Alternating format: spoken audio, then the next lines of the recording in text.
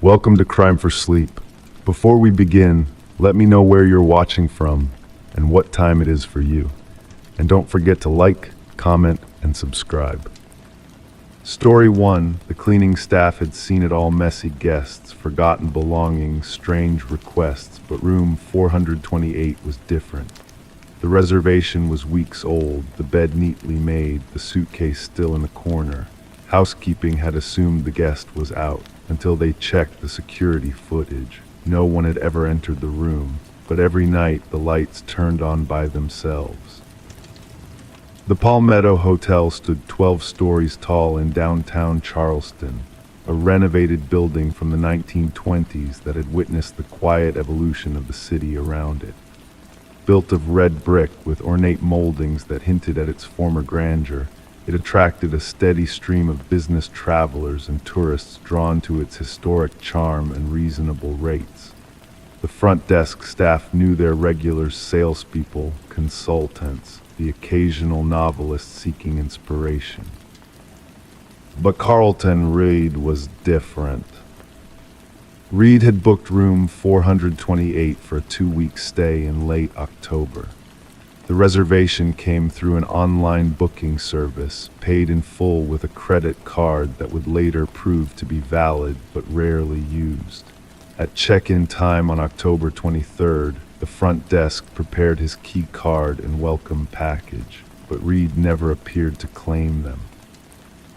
By hotel policy, unclaimed rooms were held for 24 hours before being released back into inventory. But a note in the system indicated that Reed had called to confirm his late arrival, so the room remained reserved. The desk staff placed his key in the envelope and set it aside for when he would eventually appear. 3 days passed, the key remained unclaimed. "We should probably release the room," suggested Marlene, the day manager, as she reviewed the occupancy list with a slight frown creasing her forehead. "System shows it's occupied," replied Thomas, the front desk supervisor, his finger tracing along the computer screen. "Card was charged for the first week already." Indeed, the hotel's management system indicated that room 428 was registered as occupied, despite no one physically checking in. An electronic glitch, they assumed. Thomas made a note to have maintenance check the door lock system. It was on the 5th day that Elena, a housekeeper who had worked at the Palmetto for 11 years, reported something unusual. The Do Not Disturb sign had appeared on room 428's door. She was certain it hadn't been there the previous day. "Maybe the guest finally checked in," Thomas suggested, scrolling through the night log. "No record of it here, though." Alina shook her head slowly, her eyes reflecting a hint of unease. "No one's been in that room. Bed still made exactly like I left it last week. Suitcase still in the same spot. Nothing's been touched." The hotel staff gathered in the cramped security office that afternoon, the blue glow of monitors painting their concerned faces in cool light. The night security guard, Raymond, scrolled through footage covering the hallway outside room 428.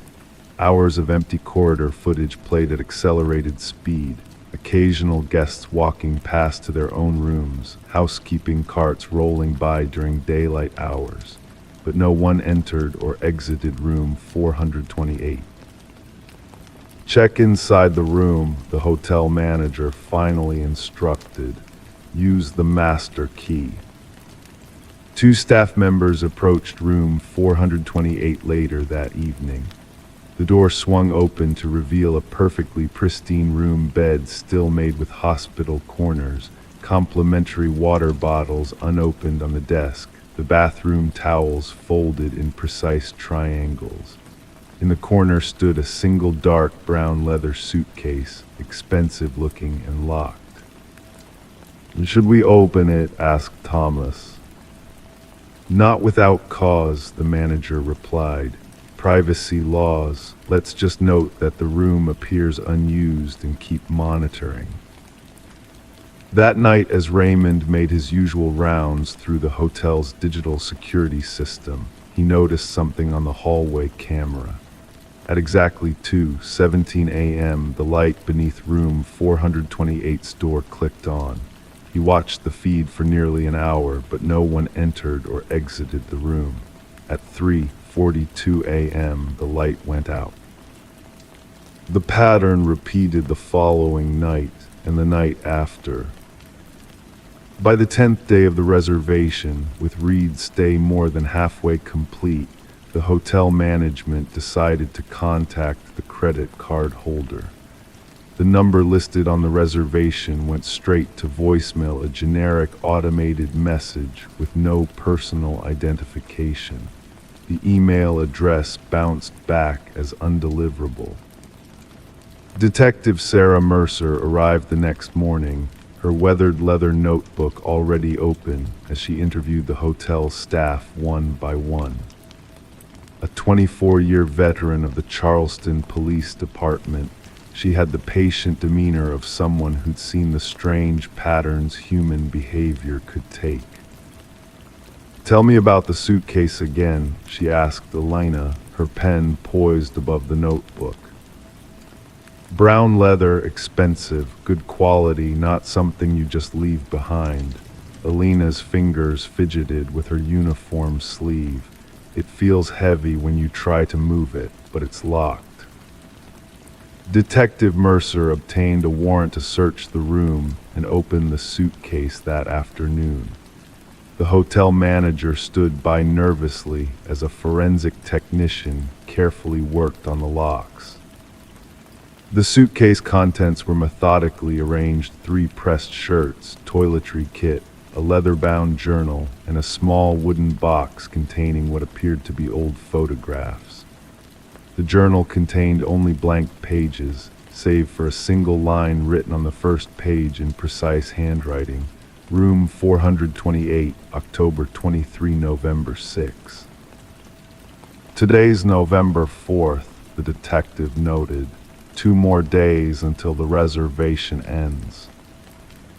A search through police databases revealed no missing persons matching Carlton Reed's description, mainly because there was no description. No driver's license photo, no social media presence, nothing but a name on a reservation and a credit card registered to a P.O. box in Atlanta. That night, Detective Mercer stationed herself in room 430, directly across from the mysterious room. At precisely 2:17 a.m., she observed the light come on under the door of room 428. With 2 uniformed officers in position at the ends of the hallway, she approached the door and knocked firmly. No response. Using the master key, she entered the room to find it empty. The lights were indeed on, but no one was present. The suitcase remained in the corner exactly as they had left it. The bed remained untouched. "Check the bathroom," she instructed one of the officers. Empty. Over the next 24 hours, the detective had the room thoroughly examined. Nothing unusual was found in the walls, ceiling, or ventilation system. No hidden compartments or passages. No sign of tampering with the electrical system to explain the automatic lights. On November 6th, the final day of the reservation, Detective Mercer returned to the hotel. The front desk confirmed that the room had been paid in full. The credit card charge had cleared without issue, and checkout was scheduled for noon. At 11:58 a.m., as hotel staff and police gathered near the security office, the cameras showed room 428's door opening from the inside. The hallway remained empty. The door closed. 2 minutes later, the digital lock registered checkout, the reservation completed. The room was immediately inspected. Everything was gone: the suitcase, the journal, all personal belongings. The bed was made, the bathroom spotless. No trace remained of Carlton Reed, a guest who, according to all security footage and witness accounts, had never physically entered the hotel. 6 months later, Detective Mercer received a postcard from a colleague in the Savannah Police Department. A similar incident had occurred at the historic Marshall House Hotel, a room reserved for 2 weeks. No guest ever seen entering, lights turning on at night, and a suitcase left in the corner. The reservation had been made by a Carlton Reed. The case remains open. Every few months, reports surface from historic hotels throughout the Southeast, rooms reserved but never physically occupied, lights that turn on at precise times, and always the same name on the reservation. But of the man himself, not a trace has ever been found. Some say it's an elaborate prank or performance art. Others whisper about a traveler unstuck in time or a ghost who follows the rules of hotel reservations. Detective Mercer offers no theories. She simply keeps a small notebook documenting the pattern of hotels, dates, and room numbers, waiting for the day when Carlton Reed might finally appear to claim his room key in person. But so far, the man who never left the hotel has also never truly arrived. Story 2, the listing said it was a working farm, barn, land, even an old silo in the back. But when the couple arrived to tour the property, something felt off. The barn had no stalls, no hay, no signs of livestock. The fields were empty. Then they checked the silo. Inside, the walls weren't lined with grain storage. They were lined with chains. Marcus and Alina Wheeler had been searching for months for the perfect rural property. Something quiet, something away from the constant drone of city life. The real estate listing had seemed almost too perfect. 40 acres of rolling farmland in western Pennsylvania, a renovated farmhouse, and several outbuildings including a classic red barn and a towering grain silo, all for a price that seemed surprisingly reasonable. They'd scheduled the viewing immediately. It was a cool October afternoon when they first drove up the long gravel driveway. Maple trees lined the path, their leaves a tapestry of amber and crimson. The house itself was charming: white clapboard with black shutters, a wraparound porch with wooden rocking chairs facing the distant hills. Detective Sarah Norris would later note in her report how the property presented itself as the quintessential American homestead, picture perfect, almost deliberately so. The real estate agent, a woman named Diane Mercer, had met them at the house. She was professionally dressed, clipboard in hand, but seemed hesitant to venture beyond the main house. The previous owners left rather suddenly, she had explained, her voice carrying an odd note that neither Marcus nor Alina could quite place. Family emergency, I believe. The house has been vacant for about 8 months now. Marcus had wandered the grounds while Alina inspected the kitchen. The fields stretched out behind the house, but something about them struck him as strange. No tractor marks, no remnants of crops, just wild grass that had grown unchecked, whispering in the autumn breeze. He made his way to the barn, expecting to find the usual farming implements, perhaps a tractor, some tools, evidence of the agricultural life that had supposedly been lived here. The barn door slid open with a low, reluctant groan. Inside, dust motes danced in the beams of light that filtered through the high windows. The space was cavernous and oddly empty. No animal stalls, no hay bales, no feed troughs, just a concrete floor with curious dark stains and walls lined with pegboards where tools might once have hung. In the center of the floor sat a single metal chair, bolted to the ground. "It's strange," Marcus had later told Detective Norris. "I'm not a farmer, but even I know what a barn is supposed to look like. This wasn't it." Alina joined him shortly after, and together they made their way to the silo. It stood like a sentinel at the edge of the property, a tall cylinder of weathered concrete with a conical metal roof, surrounded by a small patch of gravel. The door was heavy steel, secured with a simple padlock that hung open, inviting investigation. Inside, the air was different, cooler, still. The circular space echoed with their footsteps as they entered, and there they were, chains hanging from metal rings embedded in the concrete walls, dozens of them positioned at regular intervals around the circumference of the structure. Some hung loose, others ended in restraints. The floor sloped gently toward a central drain. They left immediately. Elena called the police from the car, while Marcus apologized curtly to the confused real estate agent, who claimed she had never been inside the outbuildings. Detective Sarah Norris arrived within the hour, a veteran of the county sheriff's department with 15 years of experience. She had seen her share of disturbing scenes. But there was something about the clinical precision of this place that unsettled even her. The chains were professional grade, she noted in her official report. Not something you'd pick up at a hardware store, custom work, expensive. The investigation unfolded slowly, methodically. Records showed the property had been purchased 3 years earlier by a corporation called Heartland Agricultural Holdings, LLC, a shell company, as it turned out, with a paper trail that led to offshore accounts and eventually nowhere.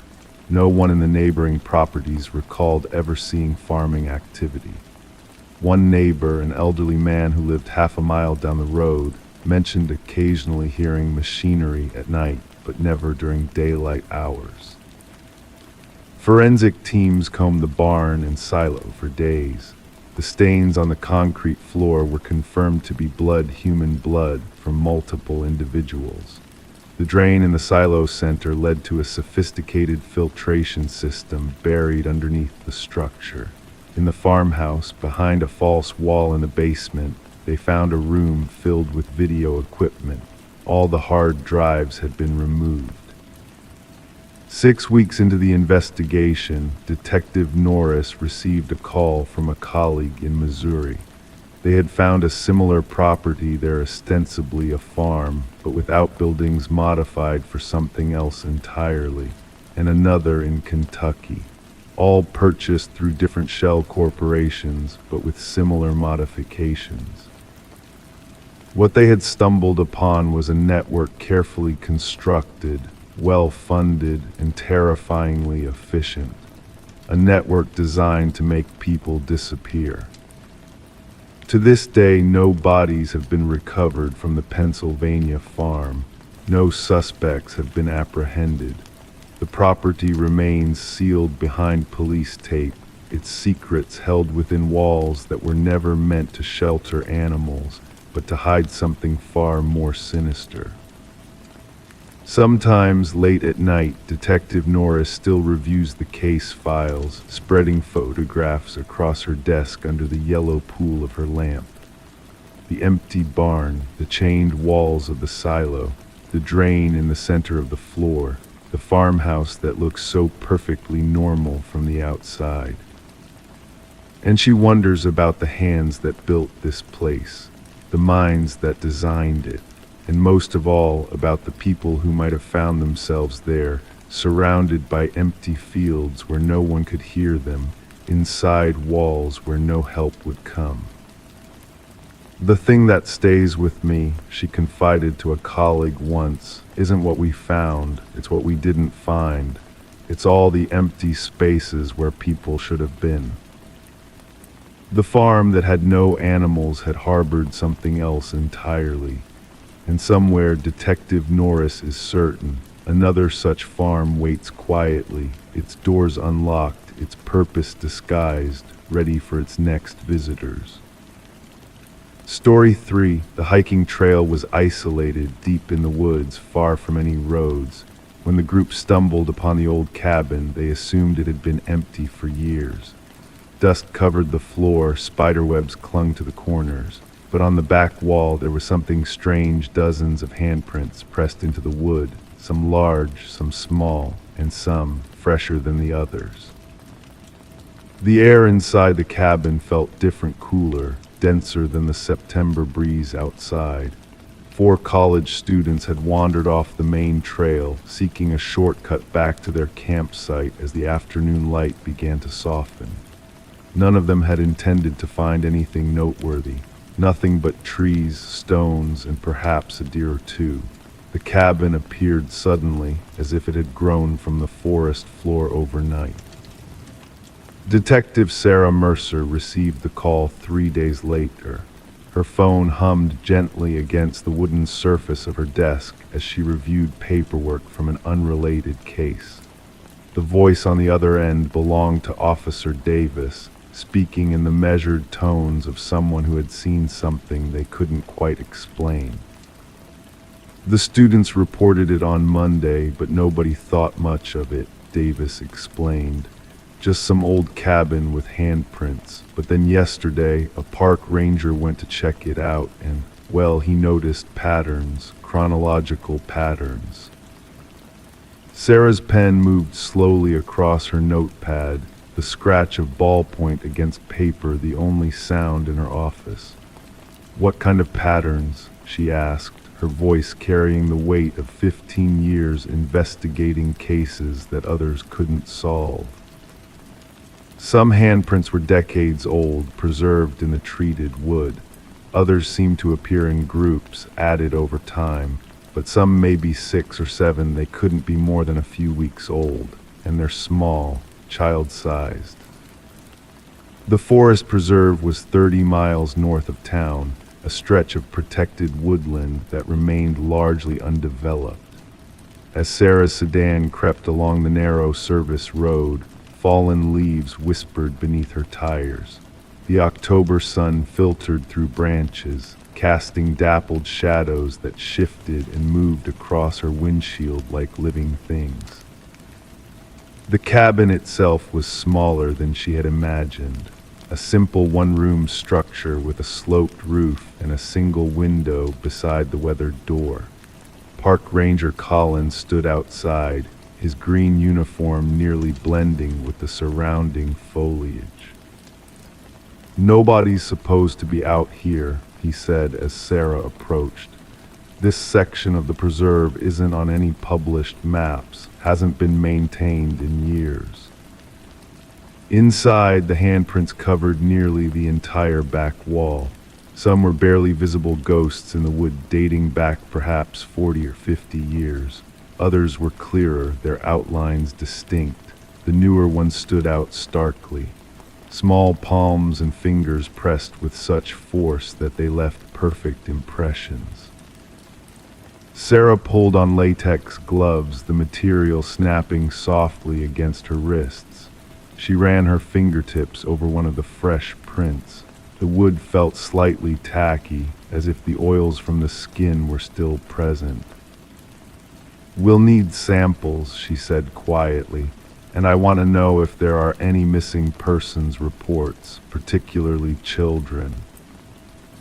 Over the next 3 weeks, the investigation moved forward with a slow, inexorable rhythm.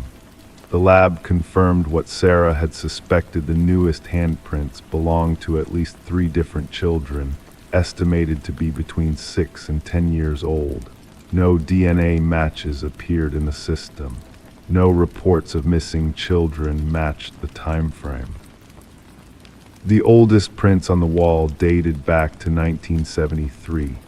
A pattern emerged through local historical records. Handprints appeared in clusters every few years, sometimes 5 or 6 new ones, sometimes only 2 or 3, always children. On her 4th visit to the cabin, Sarah noticed something the technicians had missed. Beneath the loose floorboards, hidden in the dark soil underneath, they found the first physical evidence: a small bracelet made of colored plastic beads, the kind a child might make at summer camp. The clasp was broken, as if it had been torn from someone's wrist. The breakthrough came from an unexpected source. A retired ranger named Joseph Kirkland, who had worked in the preserve back in the early 1980s, contacted the department after seeing a news report about the investigation. There was a man, he explained, his voice crackling over the phone line. He used to bring groups of kids into the woods, said he ran some kind of summer program. Nature appreciation, survival skills. The department gave him permits for it. No one thought anything of it at the time. Sarah's office grew darker as evening approached, but she didn't move to turn on the lights. The shadows felt appropriate for the conversation. "What was his name?" she asked. "Morton, Edward Morton. He was respected in the community. Worked with the local school district, I think." Records showed that Edward Morton had died in 1997 of natural causes. He'd never been charged with any crime. Had been, by all accounts, a model citizen who devoted his life to working with children from troubled backgrounds. 2 days later, Sarah stood in front of the cabin wall again, looking at the handprints with new understanding. Each mark represented a child brought to this remote location, each impression left behind as some kind of ritual or remembrance, but what had happened to them afterward remained unclear. The most recent prints, the ones that had triggered the investigation, belonged to children who couldn't be identified or located. The realization settled over Sarah like a cold mist. Morton might be gone, but someone was continuing his work. Someone who knew about the cabin, the handprints, and whatever purpose they served. In the silence of the cabin, Sarah placed her own hand against the wall next to one of the smaller prints. The difference in size made her chest tighten. Whatever had happened here, whatever was still happening, wasn't over. As winter descended on the preserve, the investigation continued. Officers patrolled the area regularly. Motion-activated cameras were installed discreetly around the perimeter. Sarah made weekly visits, standing in the cabin's hushed interior, studying the wall as if the handprints might somehow speak to her. No new prints appeared, no children went missing. The case gradually cooled as other priorities demanded attention. But sometimes, on particularly quiet nights, Sarah would find herself thinking about that wall of handprints, about the children who had pressed their palms against the wood, leaving behind the only evidence that they had ever existed, and about the possibility that somewhere in the community, perhaps holding a position of trust and respect just as Morton had, someone was waiting for the right moment to add new impressions to the collection. The cabin still stands in the woods, undisturbed. The handprints remain, silent witnesses to secrets not yet uncovered. And the investigation stays open, a thin folder on Sarah's desk, waiting for the day when fresh prints appear and the cycle begins again. Story 4. At first she thought it was just a prank, a figure standing at the edge of her yard wearing a white mask, perfectly still. She closed the blinds, heart racing. When she checked again, they were gone. But the next morning she found something chilling, a Polaroid picture taped to her door of her looking out the window. The small town of Millfield had always been known for its tranquility. Autumn leaves scattered across pristine lawns as Detective Sarah Collins pulled up to Alina Winter's modest 2-story home. The morning air carried a crisp chill, the kind that seeps into your bones and lingers there, not unlike the unease that had settled over the neighborhood in recent weeks. Alina Winters, a 42-year-old high school English teacher, stood on her porch, arms wrapped tightly around herself. Her fingers nervously traced the edges of a small photograph as she waited. She hadn't slept. The dark circles beneath her eyes told that story clearly enough. The detective noticed how Alina's gaze continuously drifted to the tree line at the edge of her property, as if expecting to see something or someone materialize from the shadows. "When did you first notice the figure?" Detective Collins asked, her voice gentle yet precise, each word measured as she opened her worn leather notebook. The pages made a soft, familiar sound as she turned to a fresh sheet. "3 nights ago," Alina replied, her voice barely above a whisper. "I was grading papers in the living room. It was just after 9. Something made me look up intuition, maybe." She paused, swallowing hard. "That's when I saw it, just standing there, completely motionless, wearing what looked like a plain white mask. No features, no expression." The detective nodded slowly, her pen moving deliberately across the page. The soft scratching sound created a rhythm that seemed to calm Alina slightly. Detective Collins had investigated 17 years of cases in Millfield, but something about this one settled differently in her mind, like a key that doesn't quite fit but won't pull out of the lock. "And the photograph?" the detective asked, glancing at the Polaroid still clutched in Alina's trembling fingers. Alina extended her hand, revealing the image. It showed Alina herself, standing at her living room window, the glow of her reading lamp illuminating her profile as she peered through a gap in the curtains. The angle suggested the photographer had been standing precisely where the masked figure had been positioned. "I found it taped to my front door yesterday morning," Alina explained. "I almost missed it. It was placed at eye level with just a small piece of clear tape at the top." Back at the station, Detective Collins spread the evidence across her desk. The soft hum of fluorescent lights overhead created a cocoon of concentration as she examined the Polaroid under the warm glow of her desk lamp. The photograph itself revealed no fingerprints, no writing on the back, nothing but the unsettling image itself. But it wasn't the first report of its kind. 3 other residents in Millfield had reported similar incidents over the past month. Each described the same unsettling presence, a figure in a white, featureless mask standing motionless at the edges of their properties. Each had received a Polaroid photograph the following day, showing them looking out at the figure. None had been approached directly. None had been threatened. But the pattern was undeniable and the psychological impact profound. Detective Collins pinned the photos to the evidence board, stepping back to study them collectively. The cool metal of her badge pressed against her hip as she shifted her weight, her mind working through possibilities. The quality of the photographs suggested someone with patience, with a steady hand. Someone who knew exactly how to frame their subjects, someone with experience. "Any connections between the victims?" asked Officer Reynolds, placing a steaming cup of coffee on the desk beside her. The rich aroma filled the small office, momentarily masking the smell of old files and dust.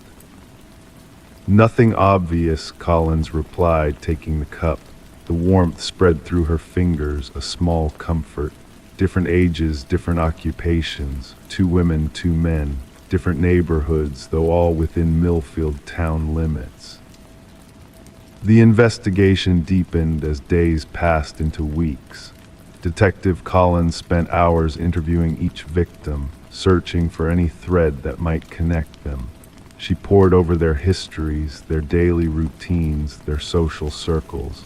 The weight of 4 frightened residents pressed down on her shoulders as lids grew cold one by one.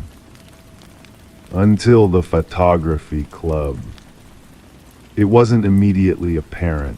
None of the victims were members themselves, but each had some connection to the local community college's photography program. Alina Winters had dated a photography instructor 3 years prior. Another victim had sold camera equipment through an online marketplace. The third had modeled for a student photography project, and the fourth had recently had a dispute with a neighbor whose son was enrolled in the program. The connection was tenuous, but it was the first real light in an investigation that had begun to feel like grasping at shadows. On a Wednesday afternoon, Detective Collins visited the community college's art department. The photography lab smelled of chemicals and paper, a distinctive scent that brought back memories of high school yearbook committees. Professor James Mercer, head of the photography program, welcomed her with professional courtesy, though his eyes betrayed curiosity as she explained the nature of her visit. "Polaroids?" he asked, adjusting his wire-rimmed glasses. "That's rather retro. Most of our students work digitally these days." "But you do still teach traditional photography methods," Collins pressed, noting the way Mercer's fingers tapped lightly against his desk. "Of course, the fundamentals are important." He gestured to a wall of student work, black and white prints showing various techniques, though I can't recall any recent projects involving surveillance-style photography or masked figures. The detective nodded, scanning the room slowly. Her gaze settled on a supply cabinet, partially open. Inside, she could just make out the edge of a vintage Polaroid camera. "Do you mind if I speak with your students? Perhaps review recent project submissions?" she asked, her tone making it clear this wasn't simply a request. What unfolded over the following days shifted the investigation in unexpected directions. The Polaroid camera belonged to the department, available for student checkout. Records showed 5 students had used it in the past month. 4 had alibis for the nights in question. The 5th, a quiet, talented third-year student named Marcus Webb, proved more difficult to track down. Marcus's apartment was empty when Detective Collins arrived with a warrant. The space was sparsely furnished but meticulously organized. No masks were found, no Polaroid photographs, but on his desk sat a journal, its pages filled with observations about light, shadow, and human behavior. Notes about how people change when they know they're being watched, how fear alters perception, how the observer becomes part of the moment they capture. It wasn't a confession, it wasn't even evidence, not really, but it painted a portrait of a mind fascinated by the boundaries between observer and observed, between public and private moments. 3 days later, as autumn fully gave way to winter's approach, Alina Winters called the station. Her voice was steady this time, controlled. "He's back," she said simply. "The masked figure. He's standing at the edge of my yard right now." By the time police arrived, the figure was gone. But this time, a Polaroid had been left behind, propped against a tree at the property line. It showed Alina on the phone, presumably making the call to the police station just minutes earlier. And beside the photograph lay a white, featureless mask. The mask yielded no fingerprints, no DNA, no traces of its wearer. Marcus Webb remained missing, his whereabouts unknown. The photography project, if that's what it had been, stopped as suddenly as it had begun. No more sightings were reported. No more photographs appeared. The case remained officially open, one more folder in Detective Collins' growing file of unsolved mysteries. But sometimes, on quiet evenings when the wind rustled through the trees outside her window, she found herself wondering about the boundary between art and intimidation, between observation and invasion. And occasionally she would catch herself drawing the curtains closed, aware of the darkness beyond, where someone might be watching, waiting, framing the perfect shot. In Millfield, people still check their yards before going to bed. They glance over their shoulders while retrieving the mail. They wonder about the stories captured in the moments they don't know they're being observed. And somewhere, perhaps, a photographer studies their work, a collection of genuine fear preserved in instant film, the purest emotion captured through a lens of anonymity. Story 5. The late afternoon sun cast long shadows through the Hartwell home as Detective Morgan Reed stood in the hallway, measuring tape in hand. The house had that peculiar stillness that comes after a family has moved out, but before their essence has fully dissipated a lingering scent of someone else's cooking, the faint impression of furniture on the carpet, the emptiness that somehow still felt occupied. 15 feet 4 inches, Morgan murmured, retracting the measuring tape with a soft metallic whisper. She made a note in her leather-bound notebook, the pencil moving deliberately across the page. The hallway should have been 22 feet according to the home's original blueprints, a discrepancy of nearly 7 feet. 7 feet that, according to the architectural plans spread across the dining room table, should have contained a small study. A room that didn't exist. The Millers had purchased the home 6 months ago, charmed by its 1960s character and quiet suburban location. Their realtor had walked them through it twice: living room with a brick fireplace, updated kitchen with granite countertops, 3 bedrooms, 2 bathrooms. The papers were signed without hesitation, the closing smooth. But on move-in day, as Mrs. Miller arranged furniture and Mr. Miller hung family photos, they'd realized something was wrong. The hallway was shorter than it should have been. The dimensions didn't match the blueprint they'd received during inspection. An entire room was missing, or rather, had never existed, at least not in a way they could access. Morgan ran her fingertips along the hallway wall, feeling for inconsistencies in the plaster. The house creaked softly around her, the way old houses do when adjusting to temperature changes. The wall felt solid, unremarkable. To anyone else, it would seem like a simple architectural change made during construction, plans altered, designs modified.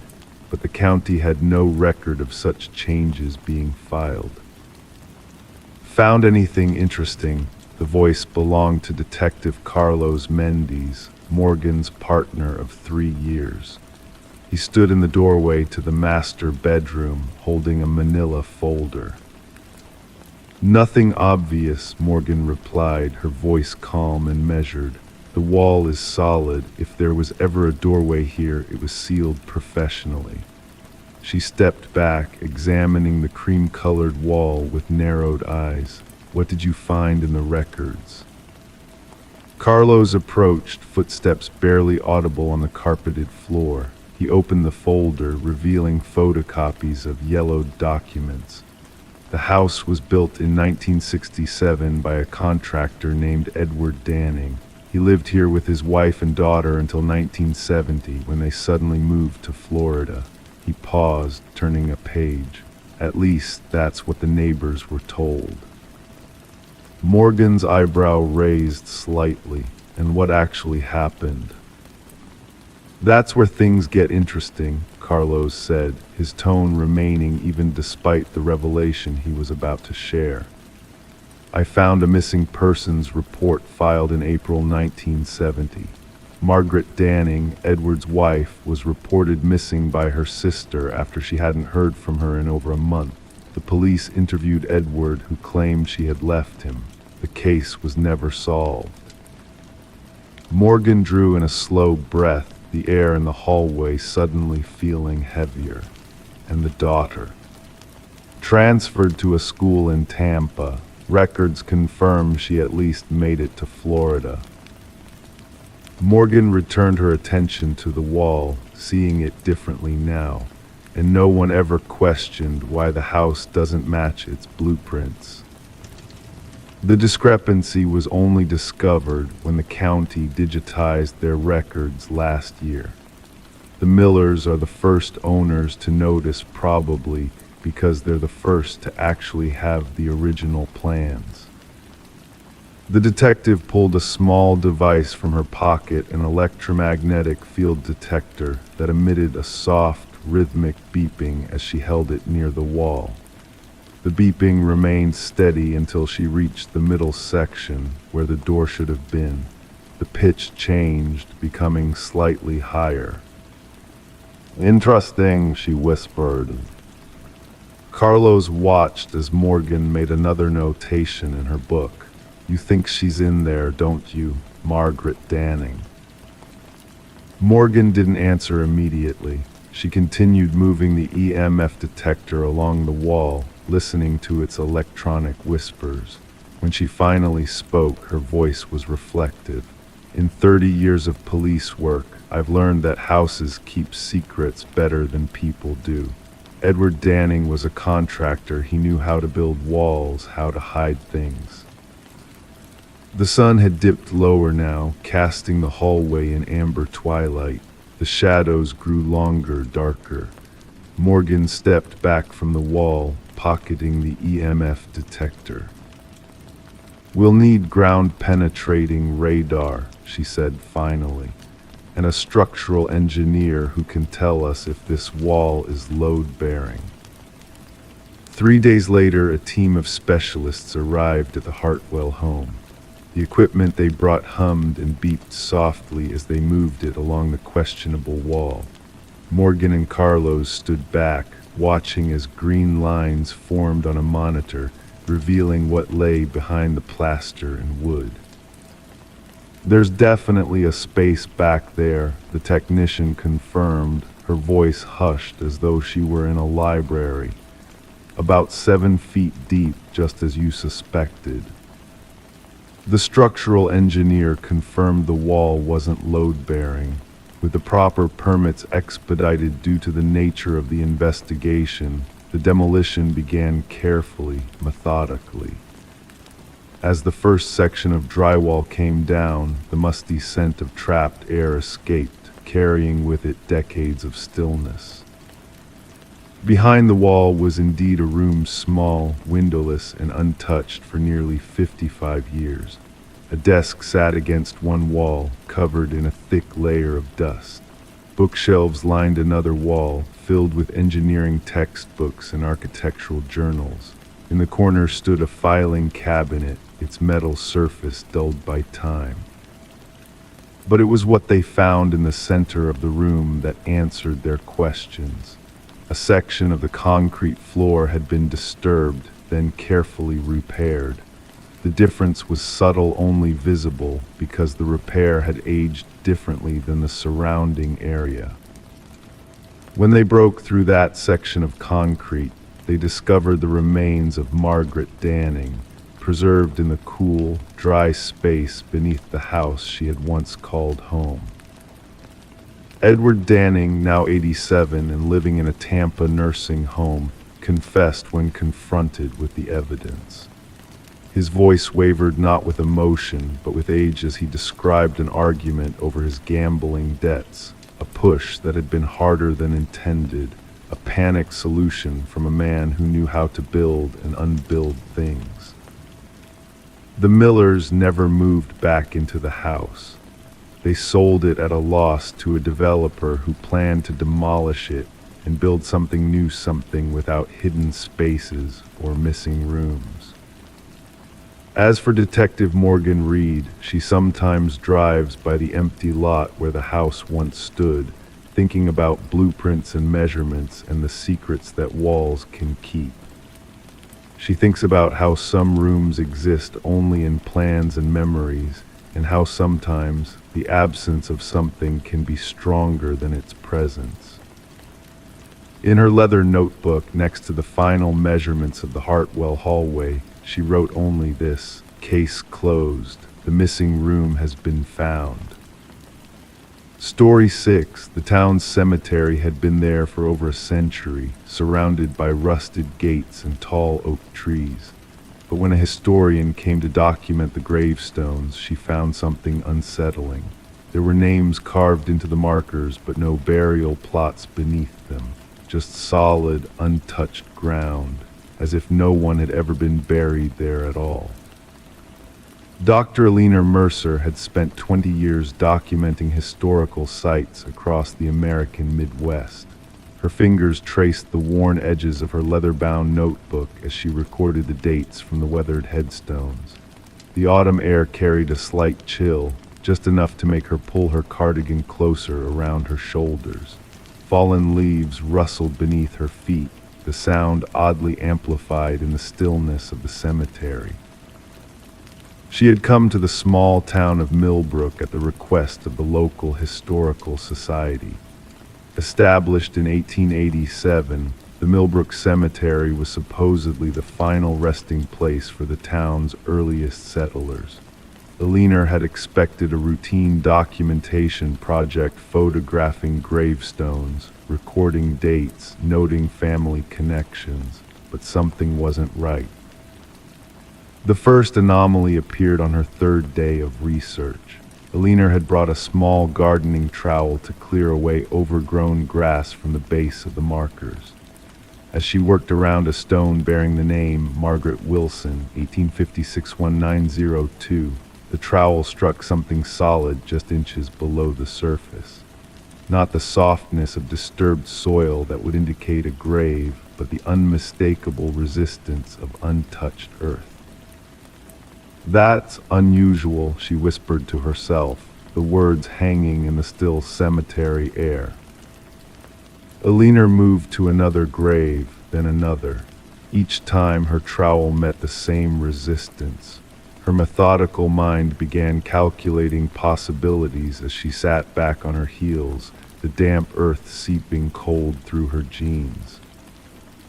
In the town's modest library, housed in a converted Victorian home on Maple Street, Alina spent hours reviewing microfiche records. The librarian, a woman in her 70s named Doris, watched with quiet interest as Alina's finger traced along the faded newspaper columns. "Finding what you need, dear?" Doris asked, her voice carrying the slight rasp of age.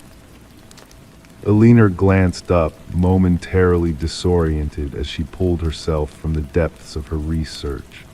"I'm not sure," she admitted. "The cemetery records don't match what I'm finding on the grounds."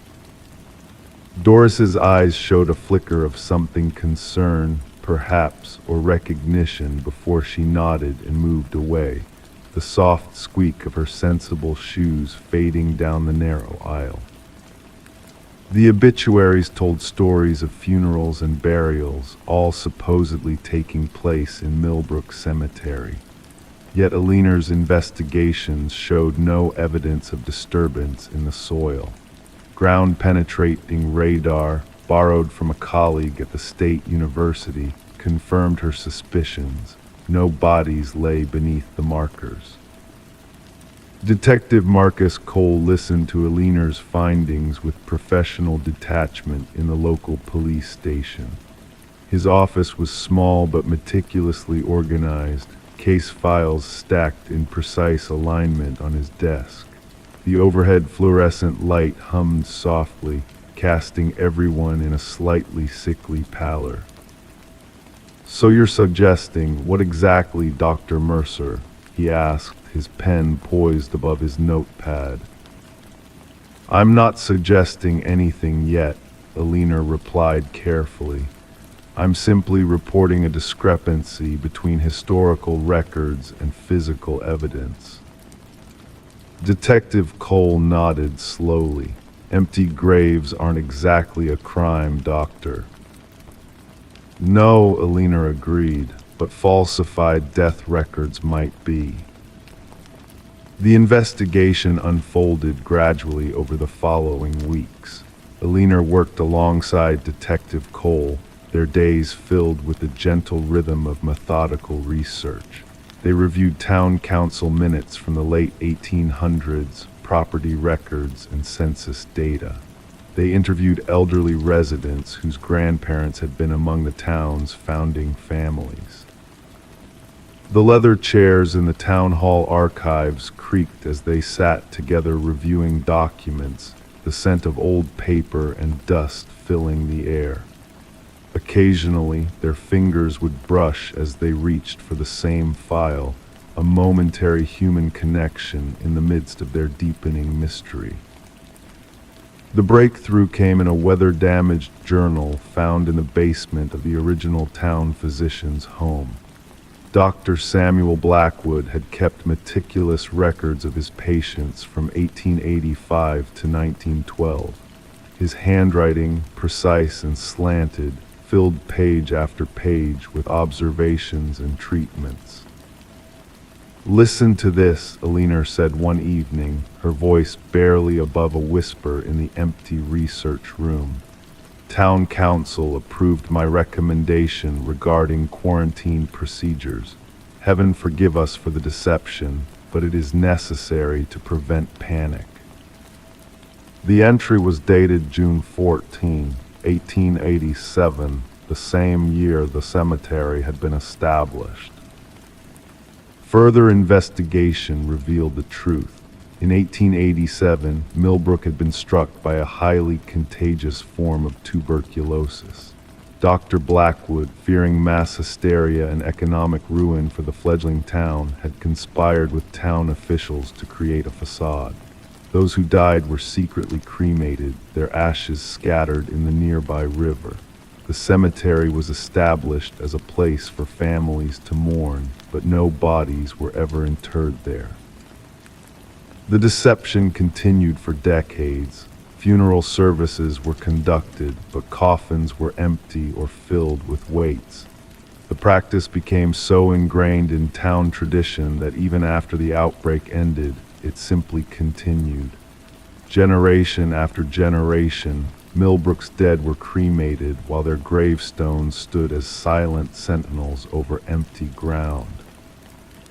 In the contemporary town council meeting, where Elena and Detective Cole presented their findings, the room remained utterly silent. The weight of a century-old secret settled over the assembled officials and citizens.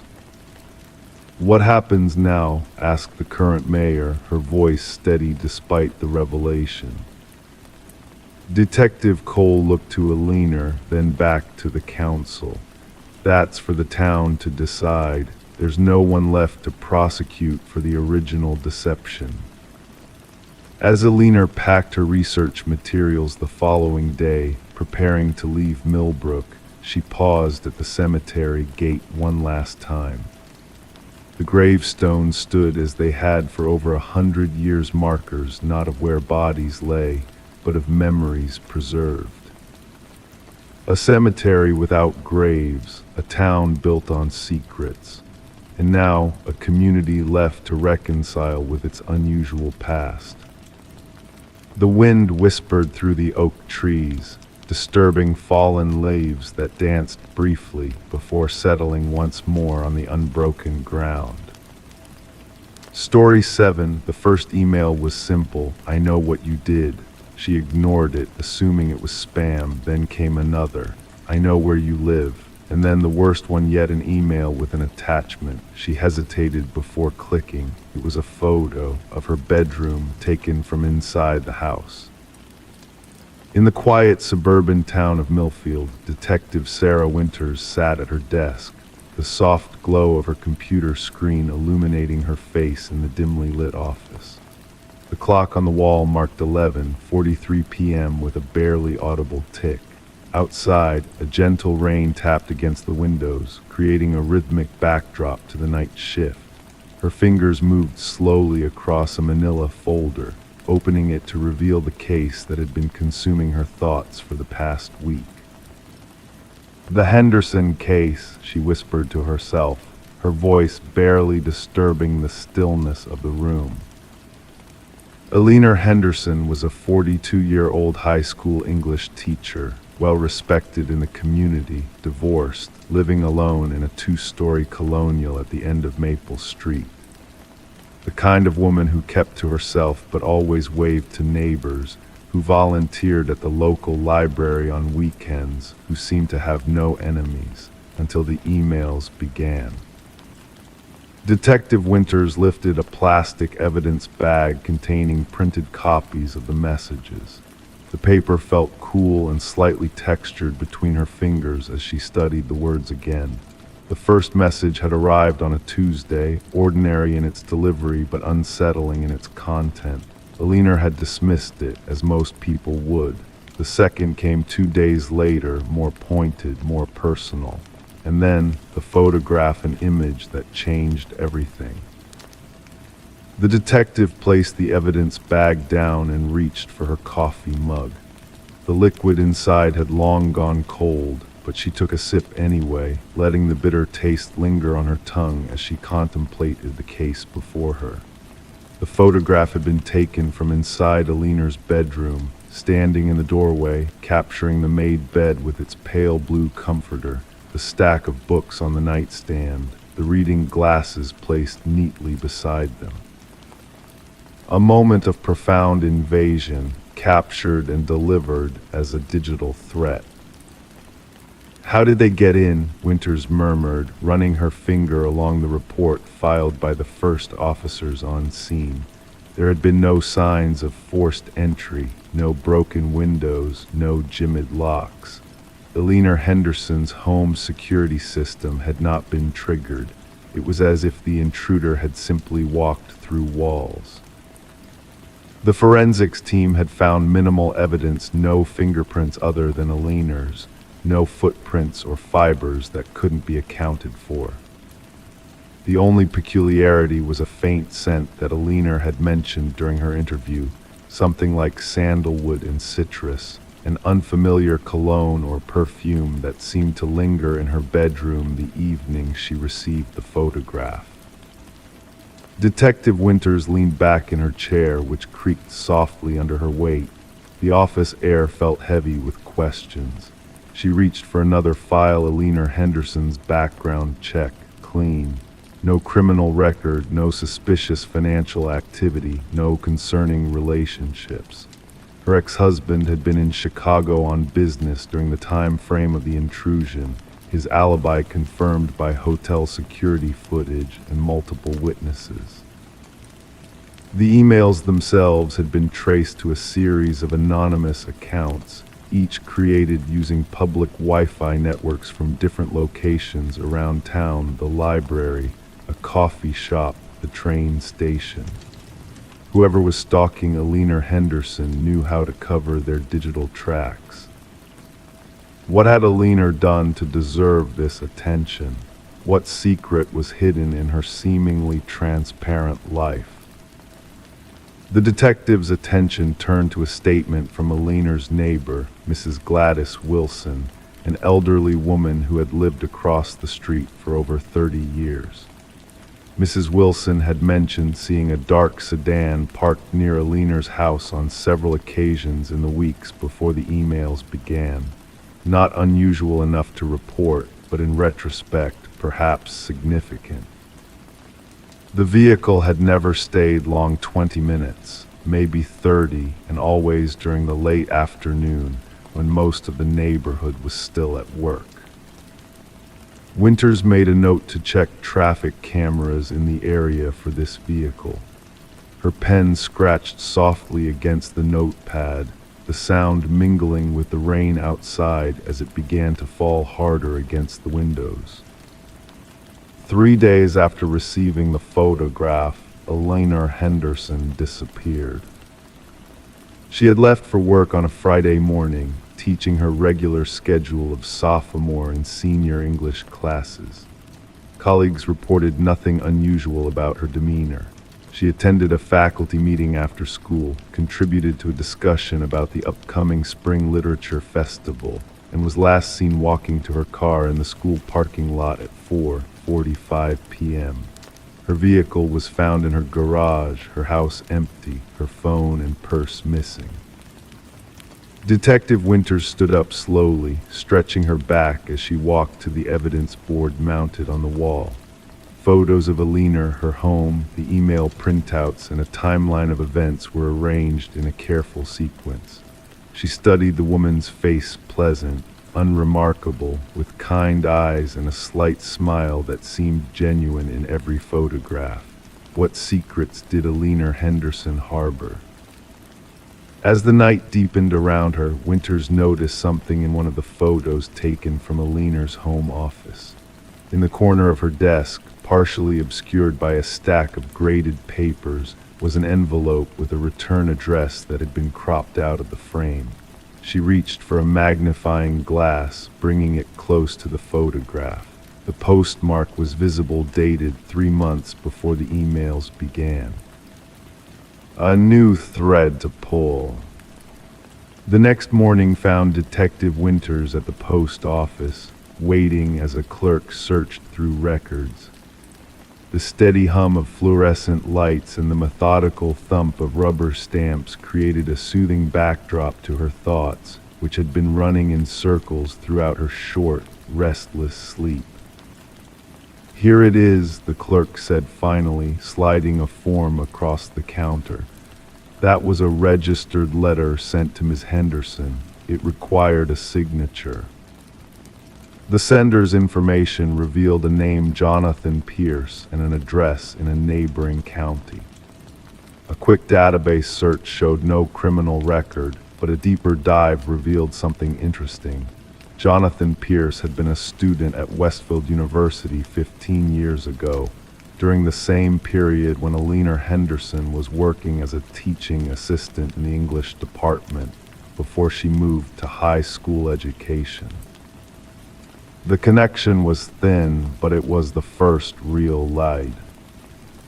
The drive to Pierce's address took 40 minutes, through winding country roads where bare trees stood like sentinels against the gray winter sky. His home was isolated, a small cabin set back from the road, smoke curling from the chimney into the cool morning air. As Winters approached the front door, she noticed the scent, sandalwood and citrus, subtle but unmistakable. Jonathan Pierce opened the door before she knocked. A man in his mid-30s, tall and lean, with intense eyes that seemed to study her with unusual focus. "Detective Winters," he said, his voice soft and measured. "I've been expecting you." The certainty in his tone sent a chill through her that had nothing to do with the morning air. "Mr. Pierce," she replied, maintaining her professional composure, "I'd like to ask you some questions about Alina Henderson." "Of course," he said, stepping aside to let her enter. "She's why you're here after all." Inside, the cabin was meticulously organized, walls lined with bookshelves, a desk in the corner covered with papers and what appeared to be research materials. On the wall above the desk hung a framed photograph, younger versions of Jonathan and Alina standing together on a university campus, smiling.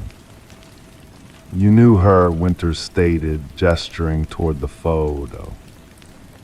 "I knew her," Pierce confirmed, his expression unreadable. "Or I thought I did. Please sit down, detective. We have a lot to discuss about Alina Henderson and what she did." The clock on the wall ticked quietly, marking the seconds as Jonathan Pierce began to speak, his words flowing like the steady rain that had started again outside, washing away the certainty of what Detective Winters thought she knew about this case, about Alina Henderson, about the nature of secrets buried so deeply they leave no trace until someone starts digging. Story 8. The light fell differently that morning in Alina Mercer's hallway. Not in a way most would notice, just a subtle shift in shadows, a slight alteration in how darkness pooled against the baseboards. Alina noticed, though, she always did. 27 years in the same Victorian home on Oakwood Lane had made her intimately familiar with every creak in the floorboards, every draft that whispered through the rooms in December, and certainly every inch of wall space in the narrow upstairs hallway.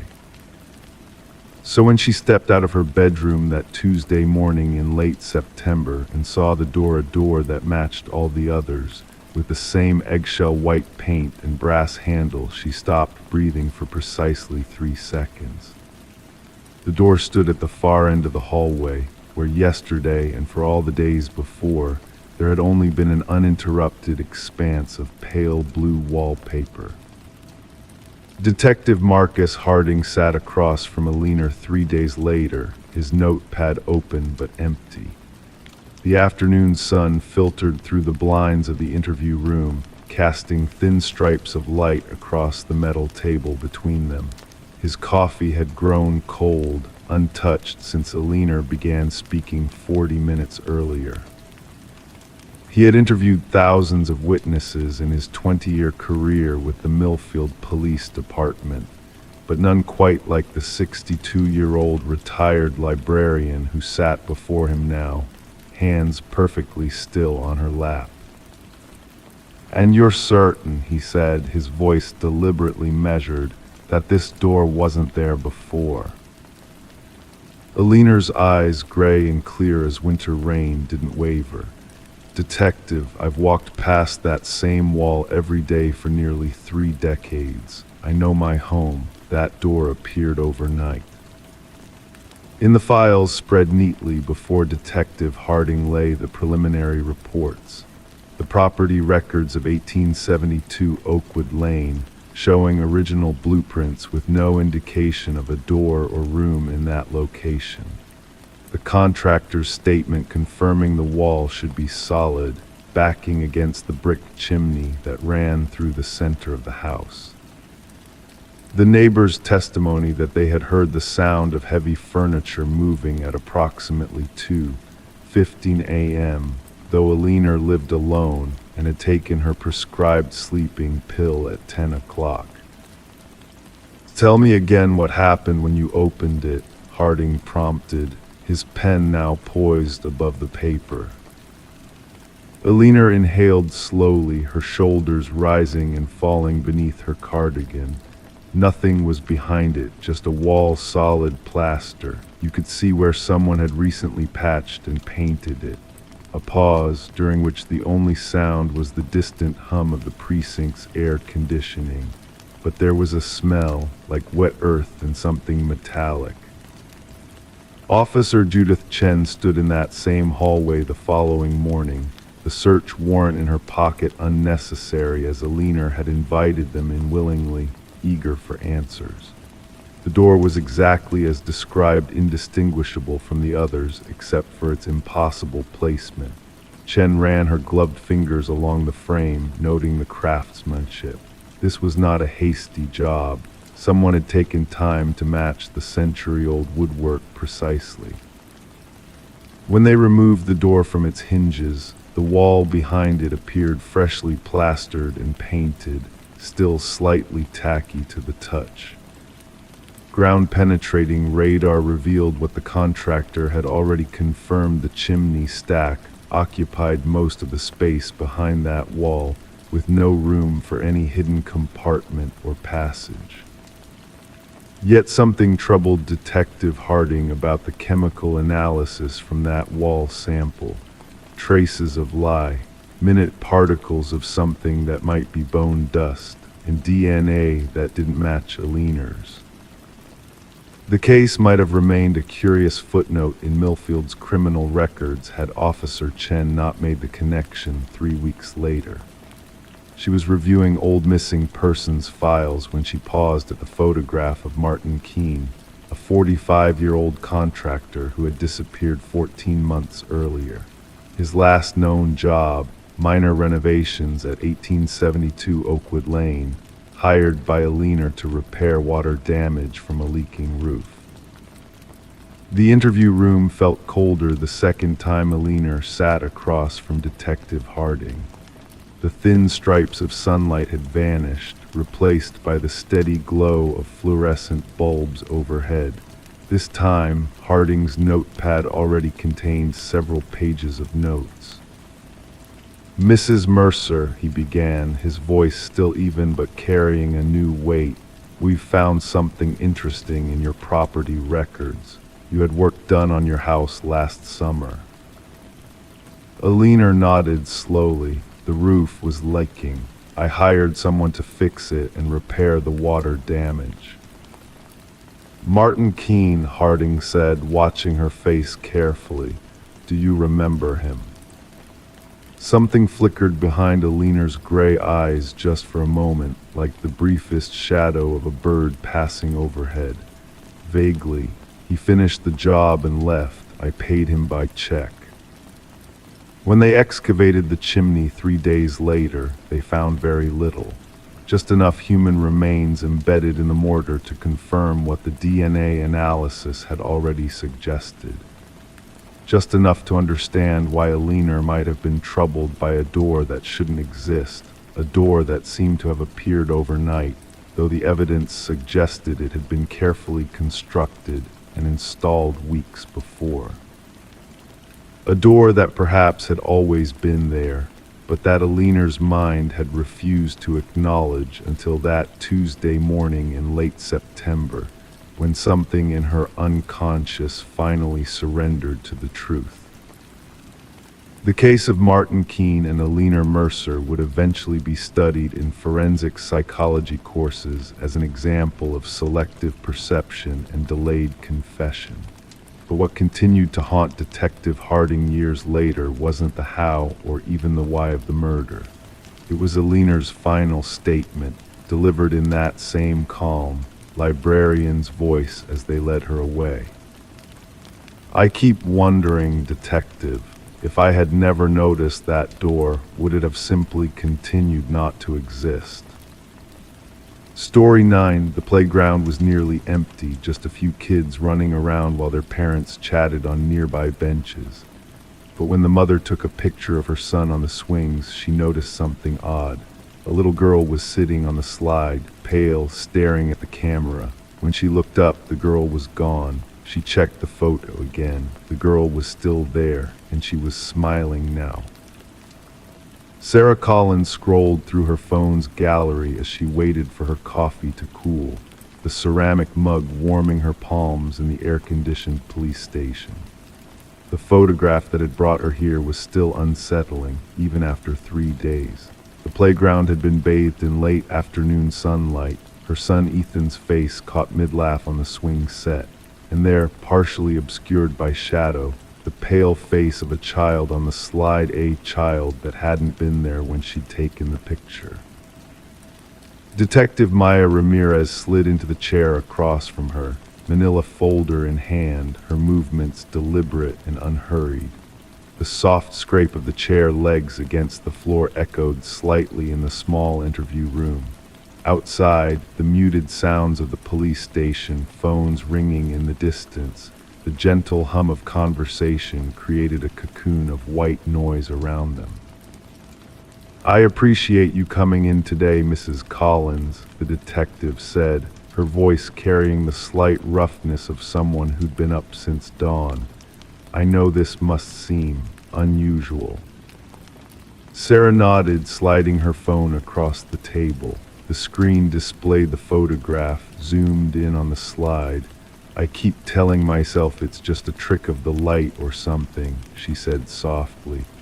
"But then I remember looking up and feeling like someone had just walked over my grave." Detective Ramirez studied the image with narrowed eyes, her face betraying nothing. The fluorescent lights above them hummed almost imperceptibly as she reached into her folder and removed a printed copy of the same photograph, now marked with timestamps and case numbers in the margins. "Our technical analyst confirmed there's been no digital manipulation of this image," she said, placing a second photograph beside the first. "And we found something else." The second photo showed the same playground from a different angle, a security camera still from a nearby convenience store. The timestamp matched Sarah's phone, and there, at the edge of the frame, was the same small figure on the slide. 3 weeks ago, a child went missing from that playground, Ramirez continued, her words measured and precise. Emma Lawson, 8 years old, last seen wearing a blue dress with white polka dots. Sarah felt a chill spread across her skin despite the warmth of the coffee mug between her hands. In the zoomed image of her phone, The blurry figure seemed to be wearing just such a dress. "But this can't be Emma," Sarah whispered. "This picture was taken yesterday, and that child, there's something not right about her." The detective nodded slowly, turning another page in the file. Emma's disappearance wasn't the first. Every 3 years, like clockwork, a child vanishes from that playground. Never any witnesses, never any evidence until now. Sarah's throat tightened as she looked again at the photograph. The pale face seemed to be looking directly at the camera now, the smile unnatural, stretched too wide across features that seemed to blur at the edges. "I've lived in this town my whole life," Detective Ramirez continued, her voice taking on a quality of careful neutrality that only emphasized the strangeness of her words. "My grandmother used to tell stories about the old orphanage that stood where that playground is now, about the fire in 1932, about the children who were never found." Outside the window, clouds passed over the sun, casting the room momentarily in shadow. The air seemed to grow heavier, charged with something Sarah couldn't name. "People said the caretaker locked them in the basement when the fire started," Ramirez said, almost to herself. "Said she just stood outside watching the building burn." Sarah's finger hovered over the image on her phone, tracing the outline of the spectral child. Why would she appear in my photo? Why now? The detective closed the folder slowly, her eyes meeting Sarah's. Before each disappearance there have been sightings, a pale child on the playground, always in the background of someone's memory or peripheral vision, never in photographs until yours. A soft knock at the door interrupted them. A young officer entered, his face tense with barely contained urgency. He leaned down to whisper something in Ramirez's ear. The detective's expression remained carefully neutral, but her knuckles whitened as she gripped the edge of the folder. "Mrs. Collins," she said, her voice impossibly steady, "where is your son right now?" Sarah's heart stuttered in her chest. "With my husband at home, why?" "We just received a call from your husband. Ethan was in his room, playing. He said he heard someone calling his name from outside the window." Detective Ramirez stood slowly. "When your husband went to check, Ethan was gone. The window was still locked from the inside." Sarah's coffee mug slipped from her suddenly numb fingers, spilling across the table and onto the photographs. As the liquid seeped into the paper, the image of the pale child seemed to change. The smile widened, and behind her, barely visible in the shadows of the slide, other pale faces began to appear. In the distance, a playground swing creaked gently in a windless afternoon, moving back and forth with the steady rhythm of a pendulum, counting down the moments until darkness fell. Story 10, the town kept silent about the house perched on the edge of the woods, a solitary figure shrouded in mystery. Its windows stared out like vacant eyes, its weary porch bearing the weight of time. No one laid claim to it, and its origins remained a blurred memory. Yet when a band of wanderers strayed too near, they stumbled upon an unsettling sight, names etched into the wooden walls, carved deep like ominous whispers. And at the very bottom, a new name glared back, unfamiliar to them all. Until a tremulous voice broke the silence, "That name belongs to me." In the dead of night, a call pierced through the darkness, marking it as a routine trespassing report. The voice on the other end belonged to Mason Wright, the leader of the hikers who stumbled upon his own name etched into the forsaken house. The responding officers anticipated a mere act of teenage mischief, a prank gone awry, but what awaited them defied logic. Detective Sarah Keller arrived as shadows danced around her, her flashlight cutting through the obscurity to reveal the weathered face of the structure. The names 27 in total cascaded down the eastern wall, some faded with age, others sharp as if freshly carved, and at the base, Mason Wright, the incision still bearing the scent of sawdust. "I've never set foot here before," Mason protested, his breath forming wisps in the frosty air. "How could anyone know my name?" The investigation unfurled with inquiries into each name on the list. The findings sent shivers down the spines of the detective team. Each name belonged to a soul reported missing over the past 40 years, vanishing without a trace while hiking alone. Forensic experts meticulously documented the carvings, noting the depths, techniques, and weathering patterns. The eldest name, Rebecca Hansen, harkened back to a missing persons case from decades past, a young woman lost in those very woods. Detective Keller delved into Mason's past, but his innocence held firm. The trail led to his companions, and a chilling revelation awaited. Emily Chen, the group's photographer, revealed images capturing an eerie figure lurking in the background, always obscured by foliage.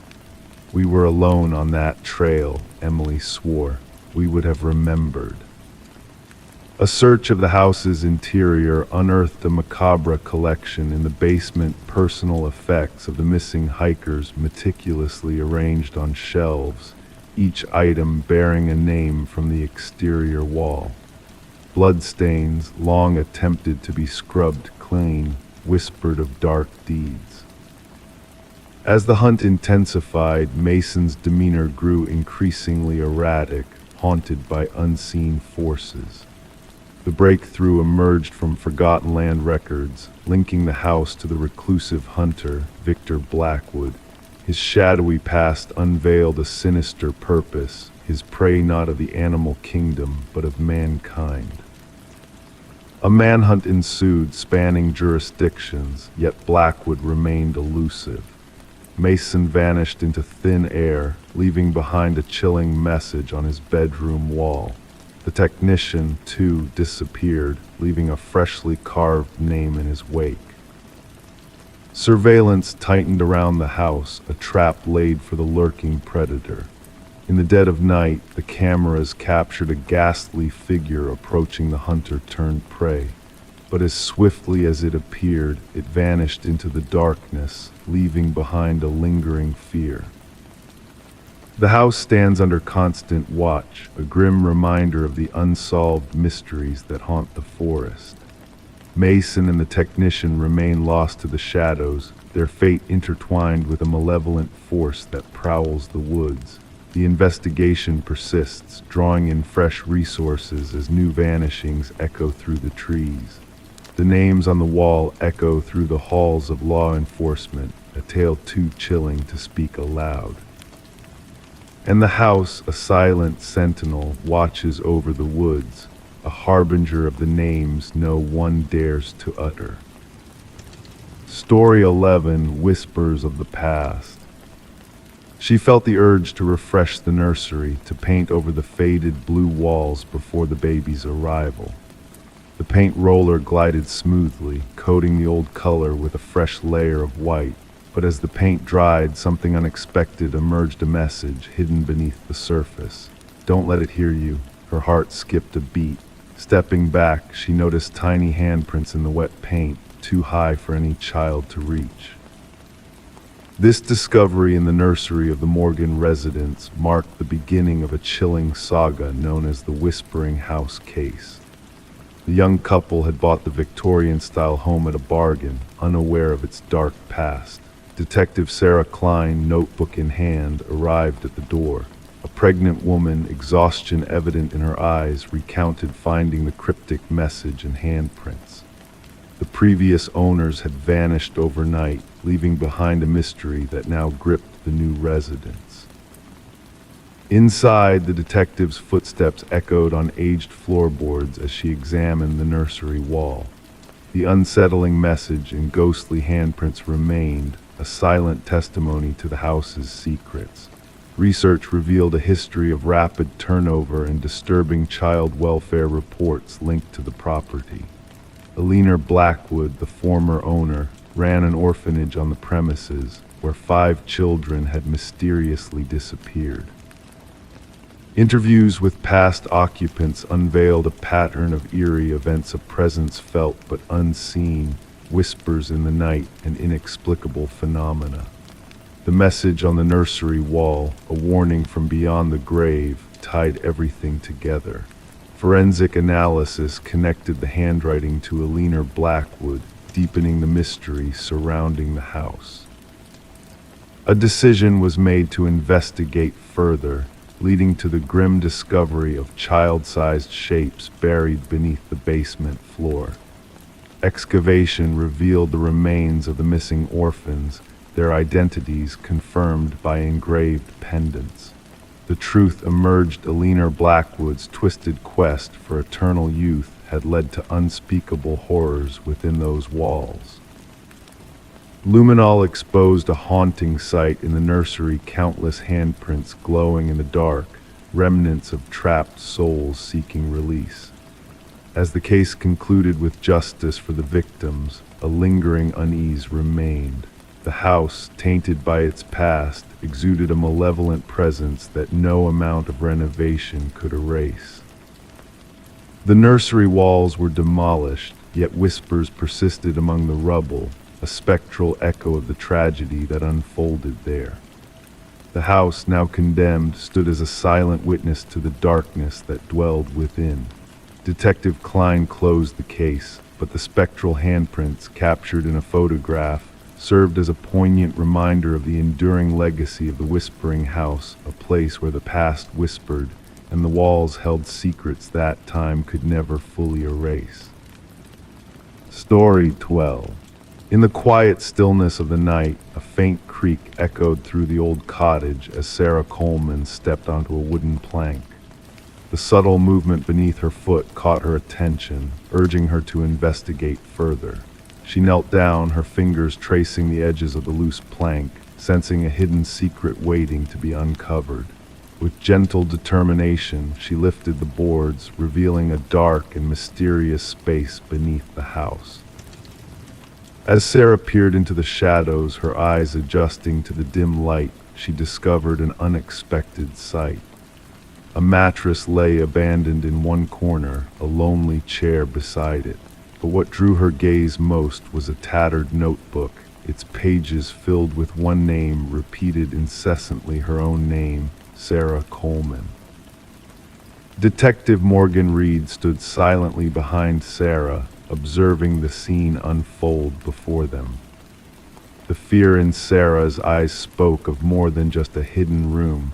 It spoke of a breach of security, an intrusion of darkness into what should have been a place of solace and new beginnings. "Please don't touch anything else." Detective Reed's voice was steady, a pillar of calm in the midst of uncertainty. She flicked on her flashlight, casting a soft glow that illuminated the secrets hidden within the concealed chamber. The walls were adorned with photographs, snapshots of Sarah in her everyday life, captured without her knowledge, forming a disturbing shrine of obsession. Sarah had purchased the cottage from the estate of Walter Green, an elderly man who had passed away, leaving behind a legacy of secrets. The property, described as charming and in need of minor repairs, had held no hint of the darkness lurking beneath its floorboards. The hidden room had gone undetected, waiting to reveal its sinister purpose. "I never knew him, the previous owner." Sarah's voice was barely a whisper. "The neighbors said he was a recluse. I was told the basement was sealed off long ago. The inspection report mentioned nothing about this." Crime scene investigators arrived, their equipment echoing against the wooden floors as they began to document the chilling discoveries. Every piece of evidence was meticulously recorded, every item extracted from the hidden chamber for further analysis. Among the dust and cobwebs, a sinister truth began to emerge. Forensic analysts uncovered a web of fingerprints, all belonging to Walter Green. The timeline they constructed painted a haunting picture. Walter had been watching Sarah for years, unnoticed and unseen. He had orbited her life, a shadow in the periphery, his obsession growing with each passing day. The vexation, it was escalating, the department psychologist explained somberly. He was moving from fantasy to reality, from admiration to possession. The hidden room was his sanctuary of preparation. Detective Reed delved deeper into Walter's past, tracing his footsteps through the shadows of his history. A former coworker revealed fragments of conversations, whispers of a delusion that had taken root in Walter's mind. The pieces of the puzzle began to click into place, revealing a portrait of a man consumed by an unrequited love. A key found in Walter's workplace locker led them to a storage unit, a chilling replica of Sarah's former life, meticulously recreated by Walter's hands. The eerie details, from the furniture to the calendar marked with a fateful date, sent shivers down their spines.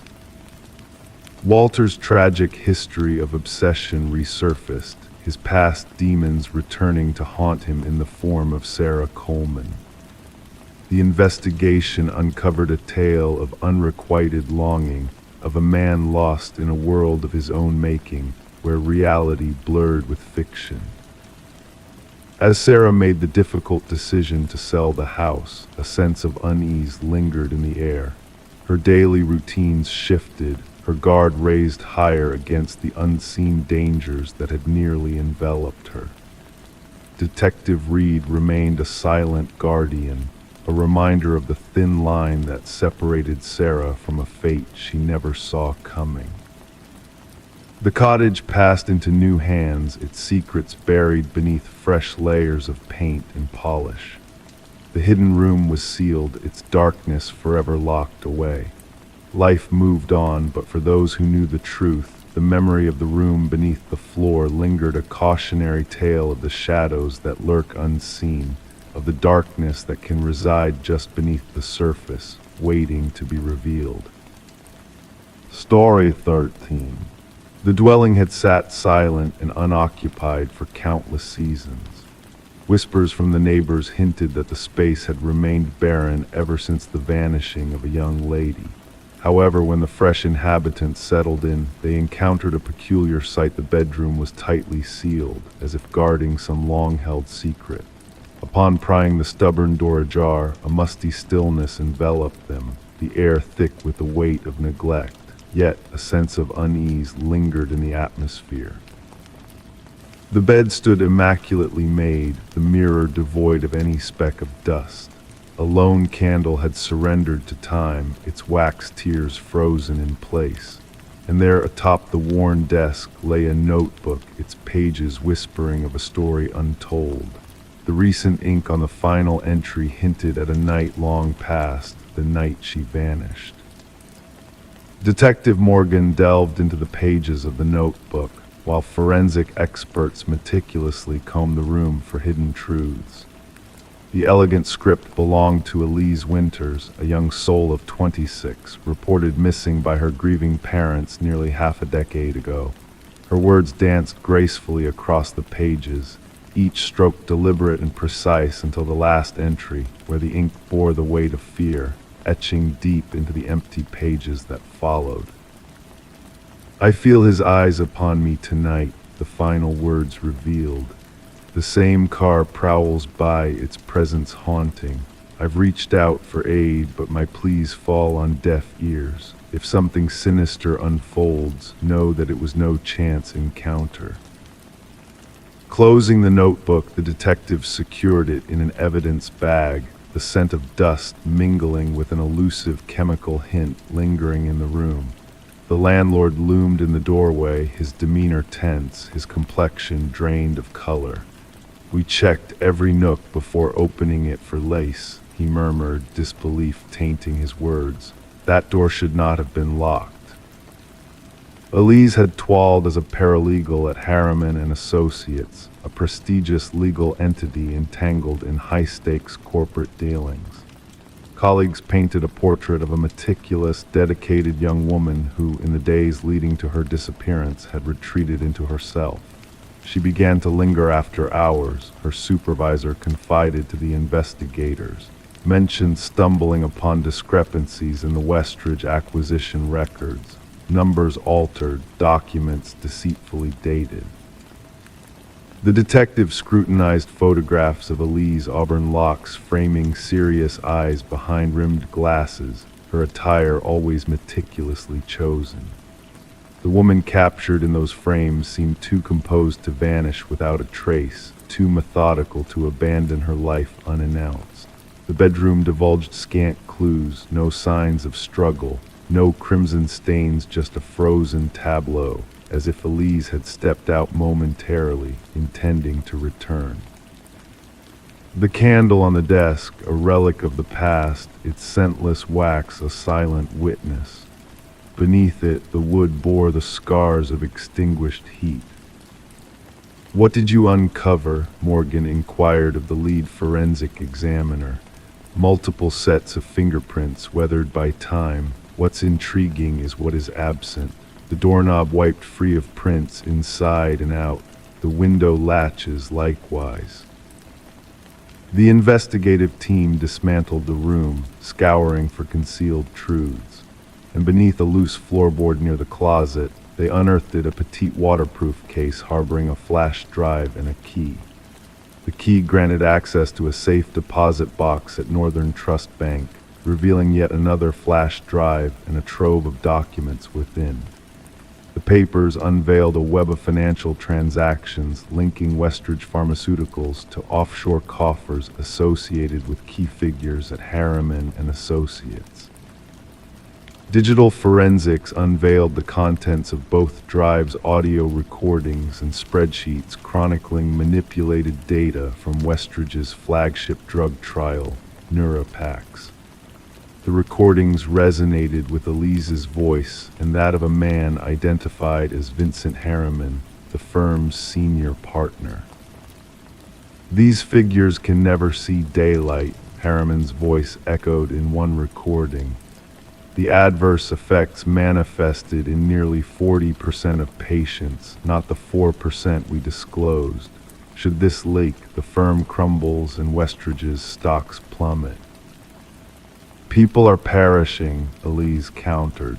"The seizures unfold precisely as the original data forewarned." "This dialogue is but a ghost," Harriman retorted.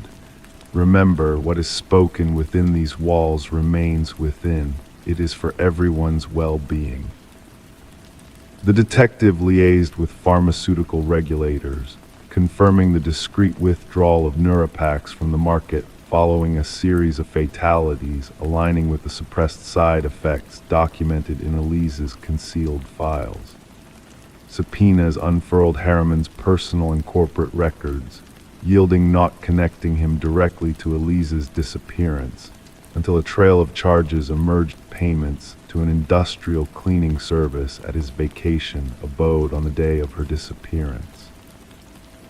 A subsequent search uncovered infinitesimal traces of Elise's blood, matching her DNA despite meticulous cleansing. The evidence, though circumstantial, painted a damning portrait. The enigma of the sealed room persisted until Morgan reviewed surveillance footage from neighboring abodes. A figure resembling Harriman's stature materialized on the tape, arriving at the house amidst a downpour on the fateful night Elise vanished. The footage captured his ingress but not his egress through any visible portal. Returning to the bedroom with a structural engineer, they unearthed a clandestine passageway concealed behind the closet, leading to maintenance tunnels meandering beneath the neighborhood's antiquated dwellings. The passage, camouflaged with fresh drywall and paint, had shielded a clandestine truth. Vincent Harriman met his reckoning during a board meeting, confronted with the damning evidence yet maintaining his innocence, alleging Elise's plot to abscond with incriminating documents. She was unhinged, delusional, he protested to the investigators. She fabricated proof to tarnish the firm after a promotion eluded her. The jury dissented. Footage retrieved from Elise's covert camera disguised within a bookend on her shelf showed Harriman's intrusion into her sanctum that ill-fated night. The recording ceased abruptly as he neared her, seated at her desk, engrossed in her writing. Prosecutors postulated that after silencing Elise, Harriman secured the room from within, employing a simple contrivance with string and a hook, vanishing through the covert passage. Years later, he revisited, erasing any vestige that might implicate him before the new tenants arrived. In his inadvertent preservation, the scene unfurled precisely as the investigators required. Harriman faced a conviction of first-degree murder despite the absence of her remains. The pharmaceutical moguls implicated in the deceit confronted legal repercussions. Victims' kin, felled by Neuropax's dire side effects, instigated a class action lawsuit that unveiled systemic malfeasance. At the sentencing, Elise's mother addressed the court. "My daughter's realm endured untouched, safeguarding the verity she sacrificed her life to unveil. She never truly departed that space." Her pursuit of truth lingered within, awaiting discovery. The new occupants never crossed the threshold. The edifice remained vacant once more, its enigmas laid bare but not relinquished to oblivion.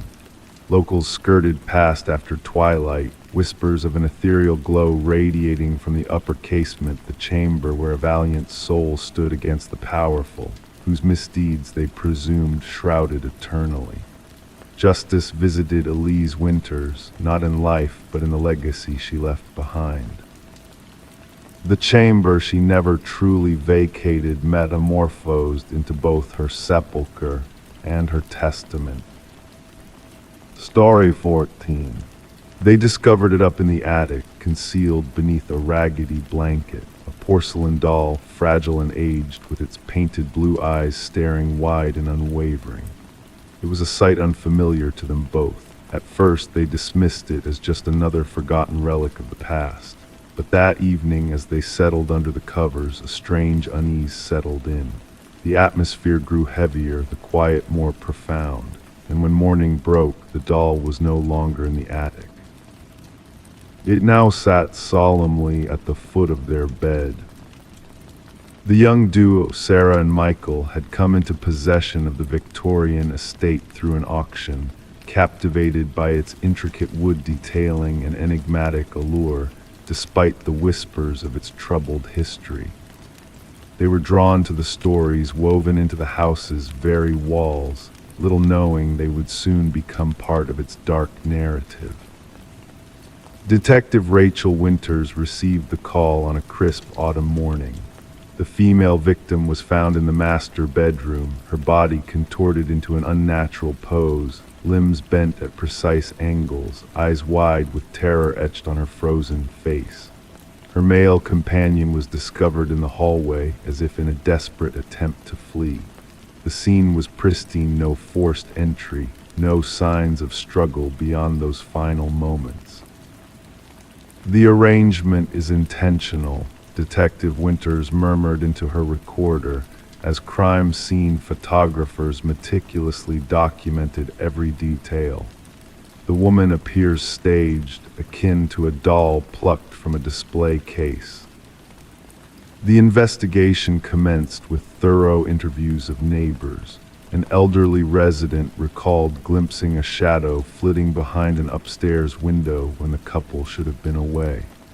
Another spoke of hearing faint childlike laughter emanating from the empty house in the dead of night. Each testimony added a layer of disquiet to the burgeoning case.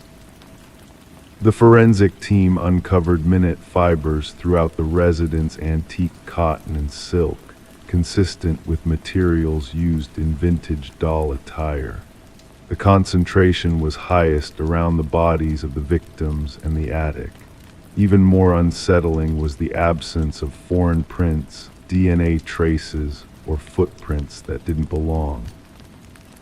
"It's as if the perpetrator was never physically present," remarked the lead forensic analyst.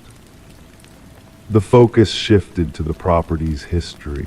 Records unveiled a pattern. 3 previous proprietors over 6 decades had met mysterious demises. Each case remained unsolved, with reports of peculiar occurrences. One family recounted discovering antique playthings in rooms they had just tidied. Another documented hearing phantom footsteps when the house was empty. Detective Winters stumbled upon a yellowed newspaper clipping from decades past. A famed doll maker had once resided in a house with his daughter. The girl had perished under dubious circumstances, and though the father was questioned, no charges were pressed. Before taking his own life, he had crafted one final doll, a perfect replica of his deceased child. The inventory list from Sarah and Michael's acquisition of the property made no mention of such a doll. As Detective Winters delved deeper, she discerned a common thread among the victims. Each had made alterations to the house, particularly the attic space. Sarah and Michael had initiated renovations the week before their untimely ends, intending to transform the attic into a study. The breakthrough arrived upon inspecting aged photographs discovered in a concealed compartment beneath the attic floorboards. In the black and white images, the doll maker posed with his creations, one doll standing out identical to the one Sarah and Michael had stumbled upon. The doll appeared to shift positions in the photos, almost as if it moved between snapshots taken moments apart. Infrared scans unveiled a chilling revelation: minuscule handprints, invisible to the naked eye, trailing from the attic to the master bedroom, along with a peculiar residue identified as porcelain dust mixed with unidentifiable organic matter. The case took a sinister turn when Detective Winters interviewed a distant relative of the doll maker. The woman divulged family lore about the doll maker employing unconventional materials and methods, supposedly infusing his prized creations with human elements to breathe life into them. She spoke of arcane rituals to bind spirits to objects, wisdom the doll maker had acquired during his travels. "The most exquisite dolls," she murmured, "were never mere playthings." Following this revelation, the investigation hit a dead end. No suspects emerged, no standard rationale fit the evidence. The case remained active yet grew cold. Detective Winters requested custody of the doll as evidence, securing it in a locked cabinet at the precinct. The subsequent morning, officers found her office door ajar, the cabinet empty. The detective herself was located at her desk, bewildered but unscathed, devoid of recollection of the preceding night. Surveillance footage displayed only static during the mysterious hours. The house was once again put up for auction, its dark past eclipsing its architectural grandeur, resulting in a plummet in price. The new inhabitants discovered the attic bare save for a neatly folded blanket in a corner. The doll was never recovered, and the tragic demise of Sarah and Michael joined the roster of unsolved cases whispered about in the precinct corridors. Some claim to have caught sight of it in evidence storage, though inventory checks refuted its presence. Detective Winters retired prematurely, citing personal reasons. On her final day, she retrieved a solitary item from her private files, a picture of the doll maker amidst his collection. She sealed it in an envelope marked "Never Open" and stowed it away. The new owners reported no disturbances, opting to leave the attic undisturbed.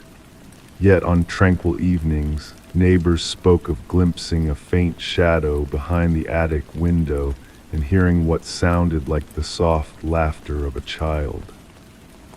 Story 15, the aged apartment held secrets within its walls, pipes groaning, floorboards whispering secrets of the past. But the new tenant sensed something more, a presence beyond the ordinary sounds of settling structures. The footsteps above her, deliberate and steady, echoed through the night in a haunting rhythm. Perplexed by the impossibility of footsteps on the top floor, she summoned courage one night, tapping the ceiling with a broomstick. The eerie sound ceased, plunging the space into an eerie silence. Then a solitary knock echoed back, not from above, but from within the very ceiling she dwelt beneath. Sarah Coleman, the tenant, kept the strange occurrence to herself, attributing it to the quirks of the old building or perhaps a small creature seeking refuge in the attic. Despite the nightly symphony of footsteps tracing invisible paths above her, she adapted, drowning out the eerie echoes with blaring TV volumes and headphones to shroud the methodical footfalls that haunted her ceiling in the darkness. Detective Morris entered the scene when a maintenance worker stumbled upon a concealed crawlspace during routine repairs. Removing a section of drywall to mend a leak, the worker unveiled a clandestine passage that defied the building's blueprints. Illuminated by the worker's flashlight, the hidden space revealed signs of occupation, a makeshift living area strewn with remnants of human presence, food wrappers, water bottles, a soiled blanket, and a weathered notebook. The building superintendent swiftly alerted the authorities, prompting Detective Morris and his partner, Detective Rivera, to investigate. The maintenance worker, visibly shaken, repeated his unsettling revelation. Someone's been living in the walls, someone's been watching. Within the discovered notebook, meticulous observations of Sarah Coleman unfolded her routines, her interactions, her very essence documented in ink. The once orderly handwriting spiraled into chaos with cryptic symbols adorning the margins. The subject no longer responds to my signals, the final entry lamented. She has chosen to ignore me. No one ignores me. Forensic experts delved into the crawl space, unearthing fingerprints that matched no known records. A labyrinth of hidden passages intertwined within the building's framework, connecting multiple apartments but culminating in clandestine viewing points, all converging in Sarah Coleman's residence. Residents of the current day reported only mundane disturbances, oblivious to the sinister specter lingering within the walls. Past tenants, however, shared harrowing accounts of unseen gazes and inexplicable noises echoing through the night. One former resident fled after a mere fortnight, silenced by fear of sounding delusional. The enigma unraveled with the discovery of microscopic blood evidence within a hidden recess. DNA linked the spatter to Martin Weaver, a vanished former tenant whose disappearance had languished in obscurity. Investigating Martin's last known interactions, Detective Morris unveiled a trail of enigmatic complaints directed at Edward, a reclusive figure who had resided above him. Edward's history unveiled a pattern of transient dwelling, choosing top-floor abodes and departing without a trace. Details emerged from past encounters, painting a picture of an individual fixated on solitude and silence, a man known as Edward Mercer, a construction worker skilled in the craft of concealment. A remote cabin concealed Edward's sinister endeavors, adorned with haunting mementos of his victims. Photographs, diagrams of buildings, and chilling journals chronicled his obsession with observing his unsuspecting specimens. The cabin's core harbored a macabre corkboard, adorned with missing persons reports, each a former resident of Edward's transient abodes. Beneath the board, gouges etched into the floor spoke of dark rituals and hidden truths. Outside, the earth whispered of secrets long buried, each shallow grave a testament to Edward's malevolence. As forensic anthropologists toiled to unveil the identities of the fallen, Detective Morris revisited Sarah's residence, where whispers of unseen presences still lingered, despite the sealed crawl spaces. During the installation of enhanced security measures, a chilling discovery awaited a newer notebook concealed in a corner, its ominous message inscribed, "They found my old nest, but not my new one." The pages foretold of a new passage within Sarah's sanctuary, marked for a fateful night. Officers raced to evacuate Sarah, only to find her abode abandoned, a cryptic message etched on a fogged mirror, "Look up." The missing ceiling panel above the shower bore witness to Sarah's fate, orchestrated by Edward's unseen hand. As the manhunt ensued for Edward Mercer, the enigmatic figure faded into the shadows, leaving behind a trail of unanswered questions and unspeakable horrors. Detective Morris, haunted by the specter of unheard footsteps in the dead of night, pondered the chilling reality of those who lurked beyond the veil of familiarity, waiting in the unseen corners of our lives. Story 16 renovations always brought to light peculiar artifacts, old newspapers, broken trinkets, forgotten photographs. But when Sarah and Michael unearthed a letter tucked beneath the floorboards of their Victorian-era home, they were taken aback. The paper was fragile, the ink faded, yet the words were stark, "Don't trust the one who knocked." Before they could process the eerie message, 3 sharp knocks reverberated through the empty rooms, sending shivers down their spines. Intrigued by the cryptic find, Detective Alina Reed and her partner delved into the mystery, the exposed floorboards a portal to the unknown. With practiced hands, Reed retrieved the note, knowing that the couple's inadvertent touch had tainted it. Their fear appeared genuine as they recounted the chilling sound that had disrupted their renovation project. Background checks on Sarah and Michael uncovered nothing amidst just a young couple embarking on a new chapter. However, the house held a darker past. Previously owned by the Hargrove family, the residence had stood empty since the passing of its last inhabitant, Margaret Hargrove, a solitary widow with no known enemies or suspicious circumstances surrounding her demise. Yet an unsettling aura lingered. Examination of the note indicated it was penned around 2 decades prior, the writing bearing traces of distress and unease. Reed's investigation led her to Franklin Hargrove, Margaret's late husband, a revered teacher with a penchant for woodworking.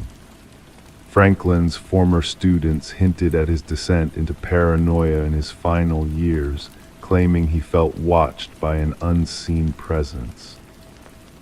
A breakthrough came during an interview with Margaret's sister, who disclosed a haunting secret: Margaret's apprehension of a relentless visitor known as the Collector, who came knocking with ominous persistence, demanding payment for Franklin's gambling debts. Margaret's desire to sell the house to settle the debt was thwarted by Franklin's refusal. Intrigued, Reed enlisted a forensic team to scour the premises, unearthing a grim discovery beneath the foundation: a male skeleton, bearing the unmistakable marks of violence. Dental records identified the remains as Victor Mercer, a notorious loan shark and gambler who vanished without a trace 2 decades earlier. Margaret's diaries, concealed in the attic, painted a harrowing picture of a desperate struggle against a malevolent force. Franklin's confrontation with Mercer had turned deadly, the workshop tools becoming instruments of demise, the hidden chamber a sepulcher. Margaret, out of fear and loyalty, had aided in the cover-up, haunted by phantom knocks that persisted long after Franklin's passing. As the investigation unfolded, a chilling truth emerged, pieced together by forensic evidence and the tormented entries in Margaret's diaries. Justice, though delayed, was ultimately served as the remains of Victor Mercer were returned to his family. Sarah and Michael, unable to bear the weight of the house's grim history, sold the property, leaving it abandoned, a silent witness to past horrors. Whispers in the local community spoke of nocturnal echoes, 3 distinct knocks in the darkness, a spectral reminder of the house's secrets. The note, a relic of the past, lingered in evidence storage, its warning echoing through time. Don't trust the one who knocked. Detective Reed closed the case, acknowledging that some enigmas defy resolution, leaving us to ponder the unseen forces that shape our lives, even beyond the grave. Story 17. In the quiet of the night, a faint flicker danced across the baby monitor's screen, a fleeting anomaly that caught the mother's attention. At first, she brushed it off as a mere glitch, a blip in the technology's feed. But then, as if in response to her dismissal, the audio crackled with static and a soft, eerie voice whispered, "SHHH, go back to sleep." A chill crept down her spine as her blood turned to ice. Panic seized her heart, urging her to check on her precious son. With trembling hands and a racing pulse, she hurried to his room, only to find the crib empty, devoid of the warmth of her child. The window stood closed, the door securely locked. The only unsettling sight was the stuffed rabbit lying on the floor, its unblinking black eyes fixated on her. Rebecca's scream pierced the night, a raw outpouring of fear and anguish that echoed through the walls, reaching the ears of concerned neighbors who wasted no time in summoning help. When the authorities arrived, they discovered her huddled on the nursery floor, clutching the stuffed rabbit to her chest, her eyes haunted by the nightmare that had unfolded. Samuel, her 4-month-old infant, had vanished without a trace, leaving behind a void that defied comprehension. The investigation that followed was shrouded in mystery, with no clear leads to follow. How could someone infiltrate a locked home, snatch a child, and disappear into the night without a trace, leaving behind only a whisper and a stuffed toy? Suspicion soon turned towards Rebecca, the grieving mother whose demeanor seemed oddly composed in the face of such a devastating loss. Her husband, Daniel, was away on business, their strained marriage and her history of seeking help for postpartum depression casting a shadow of doubt over her innocence. But then a glimmer of hope emerged amidst the darkness. Forensic analysis uncovered microscopic fibers on the nursery windowsill, foreign to the household, hinting at a skilled intruder who had scaled the walls to reach the second-floor nursery. Security footage from the neighborhood revealed a shadowy figure lurking in the night, leaving behind traces of a specialized boot used by climbers and military personnel.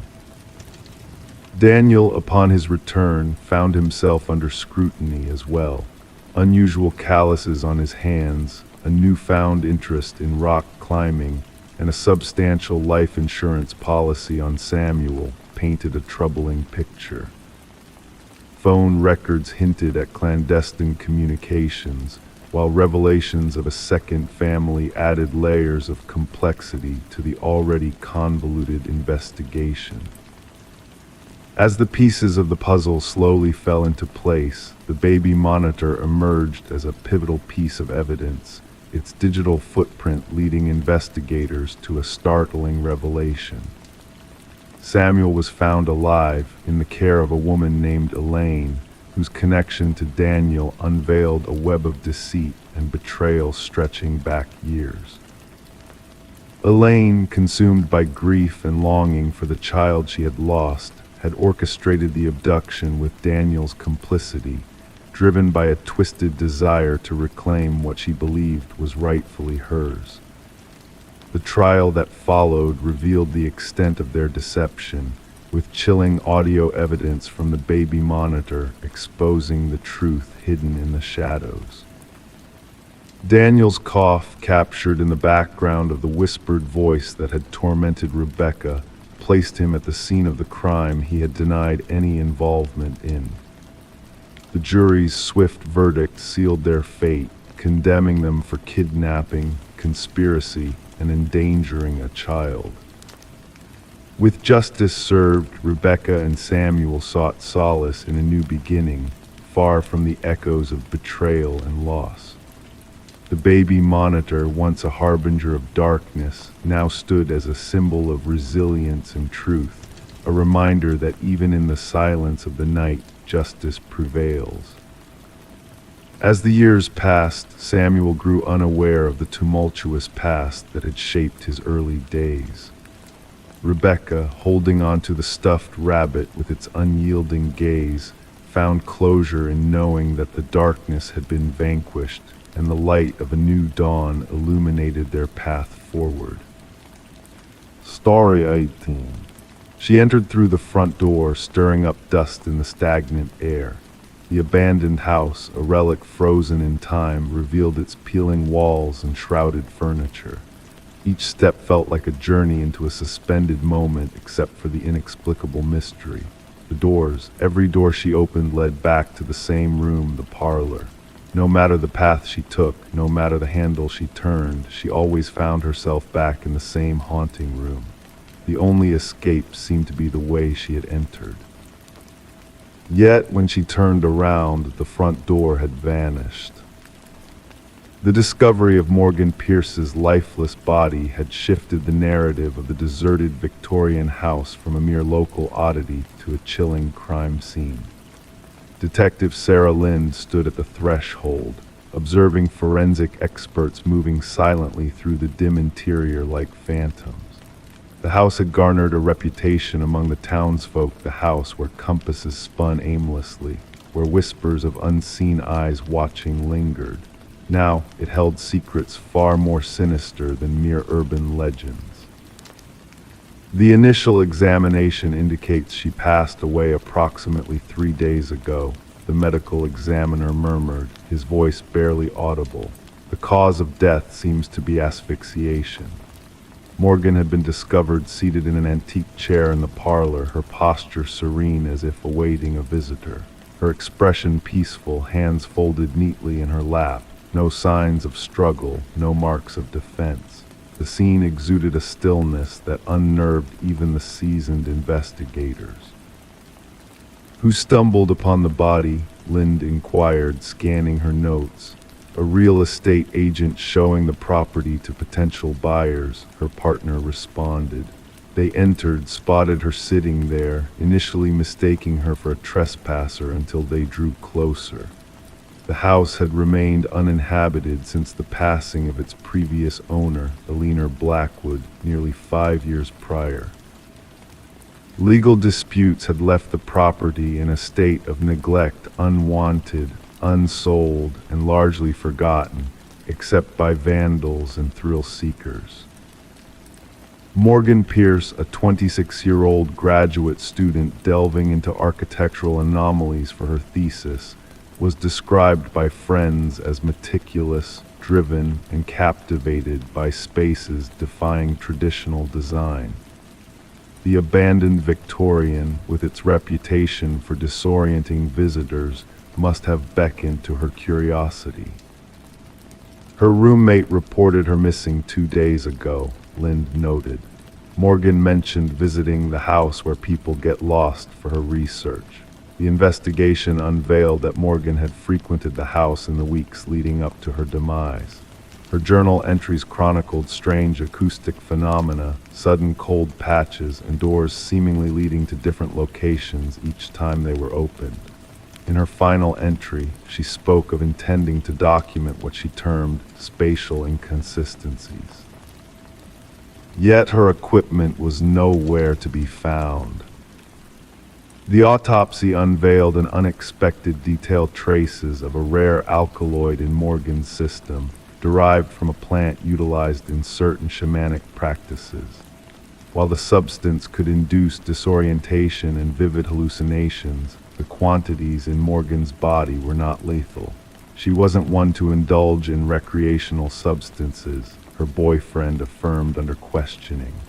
Morgan was meticulous in her research approach. She wouldn't have willingly distorted her perceptions. Digital investigations unearthed fragments of deleted messages on Morgan's phone, conversations with an individual who shared her fascination with the house, someone claiming to comprehend its enigmas. The exchanges grew more intimate and cryptic. The house retains the memories of its past, one message hinted. It yearns for someone to grasp its truths. The detectives' pursuit led them to Adam Reeves, an architectural historian who had corresponded with Morgan. His expertise in rare spatial phenomena had captivated her interest, and their professional bond had evolved into a deeper connection. When questioned, Reeves appeared genuinely shaken by her demise. "The house possesses a reputation," he elaborated. "The original architect embedded optical illusions and false perspectives within its design. He crafted it to bewilder and disorient." Morgan believed there was a deeper layer to it, something transcending mere design tricks. However, Reeves possessed a solid alibi for the time of Morgan's passing. Surveillance footage depicted him delivering a lecture at a university symposium several hours away. A breakthrough emerged from an unexpected source: Eleanor Blackwood's grandson, residing overseas. Contacted by the investigators, he disclosed a family secret concealed for generations. "My grandmother wasn't the sole Blackwood to perish in that house," he revealed. "There were others, always discovered in the parlor, always appearing at peace. The family termed it the claiming." He provided the investigators with journals spanning decades, detailing deaths initially attributed to heart failure or strokes. The pattern was unmistakable: individuals spending prolonged periods within the house ultimately succumbed to what the family euphemistically referred to as the influence. A secondary sweep of the property unveiled a concealed compartment behind the parlor hearth. Inside, the investigators stumbled upon Morgan's missing equipment and something more: a small chamber housing artifacts from various indigenous cultures, arranged meticulously in a specific geometric layout. At the center rested a carved figurine, its features smoothed by generations of handling. Analysis identified the figurine as symbolizing a deity linked to liminal spaces, thresholds between realms. Traces of the alkaloid on the artifacts matched that found in Morgan's system. The case took a grim turn when the dust patterns in the house, subjected to forensic scrutiny, indicated the presence of another individual during Morgan's demise. Partial fingerprints, distinct from Morgan's or any known visitors, were lifted from doorknobs throughout the house. 3 weeks into the investigation, Adam Reeves was discovered lifeless in his residence. Like Morgan, he sat facing the entrance, an expression of tranquility gracing his features, the same alkaloid detected in his system. Clutched in his hand was a key that fit no lock in his apartment, but seamlessly aligned with the hidden compartment in the Victorian. In his final email sent to himself as if preserving a testament, Reeves inscribed, "The house doesn't confine you physically, it ensnares your perception." Morgan was correct: the doors lead to where they always have, yet something tricks you into believing you're circling back. Once you grasp the truth, you can depart at any moment, but by then the desire to leave dissipates. The case remains officially unresolved, labeled as suspicious deaths under scrutiny. The Victorian has been condemned, its access restricted by authorities. Nevertheless, whispers persist of lights flickering within on certain nights, and of individuals entering but never emerging. Some locals assert that the house seizes those who delve too deeply into its mysteries. Others speculate that Morgan and Reeves unearthed something ancient and potent, existing within the boundaries of conventional reality. The truth lingers as elusive as an exit in a house where all doors lead back to the Genesis. Story 19, Reflections of Intrigue. She cleared the mist from the mirror, gazing at her own reflection. Everything appeared normal, her features unchanged, her attire familiar. Yet a sense of unease crept over her with each passing moment. A flicker caught in the corner of her eye, a movement that defied explanation. When she looked away, her reflection remained fixed, observing her every move. Thus began the enigmatic tale of Rebecca Thorne, unfolding in the stillness of her bathroom. Rebecca dwelled in a modest apartment within a serene suburban enclave, a solitary figure amidst a backdrop of neighborly tranquility. Known for her meticulous nature and reserved demeanor, she traversed through life with a precision that bespoke a well-ordered existence. A data analyst by profession, her days followed a rigid routine, devoid of any hint that she would soon become enmeshed in a perplexing enigma that would unsettle investigators and haunt the community for years to come. The initial signs were subtle, easily dismissed as mere quirks of memory. Objects within her abode found themselves subtly rearranged, mundane shifts that hinted at a presence unseen. A coffee mug relocated, books shuffled, a toothbrush out of place. These anomalies, initially brushed off as the byproduct of fatigue and long hours spent immersed in the glow of computer screens, soon evolved into a disquieting pattern that gnawed at Rebecca's peace of mind. Detective Marion Shaw's introduction to the case came with Rebecca's hesitant outreach after enduring weeks of these inexplicable disruptions. The initial assessment offered no tangible leads, no evidence of foul play, just a pervasive sense of disquiet that lingered within the walls of her home. Shaw, upon hearing Rebecca's account, could only document the distress, relegating it to a stack of seemingly trivial cases devoid of urgency. There was nothing concrete, Shaw later recounted. No signs of intrusion, no theft, just a woman plagued by an unshakable feeling of wrongness in her own dwelling. The turning point arrived with the chilling episode in front of the bathroom mirror. Rebecca's retelling of the incident during her subsequent encounter with law enforcement painted a vivid picture of her reflection moving independently, a silent watcher in the guise of her own likeness. This time, she presented evidence: a surveillance camera trained on her front door. The footage it captured sent ripples of unease through even the most seasoned of investigators. The grainy video depicted Rebecca's departure for work, followed by an identical figure using a key to gain entry 20 minutes later. Forensic scrutiny found no traces of tampering, no digital sleight of hand. The intruder moved with a mimicry so precise, dressed in replicas of Rebecca's attire, even carrying her distinctive leather satchel. Yet by the time-stamped records from her workplace, Rebecca had long been ensconced within her office across town. "We are facing a doppelganger scenario," Shaw relayed to her superiors. "A shadow that has mastered Ms. Thorne's essence to a disquieting degree." The investigation spiraled with no discernible culprits in sight. Fingerprints traced back solely to Rebecca. DNA evidence yielded no foreign intruders. Neighbors professed ignorance to any unusual occurrences, their observations limited to Rebecca's routine comings and goings. Mrs. Keller, a resident nearby, recounted a peculiar encounter with Rebecca, receiving no acknowledgement in return, an incident that struck her as odd but not alarming. Rebecca, besieged by the mounting anomalies, commenced a journal chronicling the disruptions plaguing her sanctuary.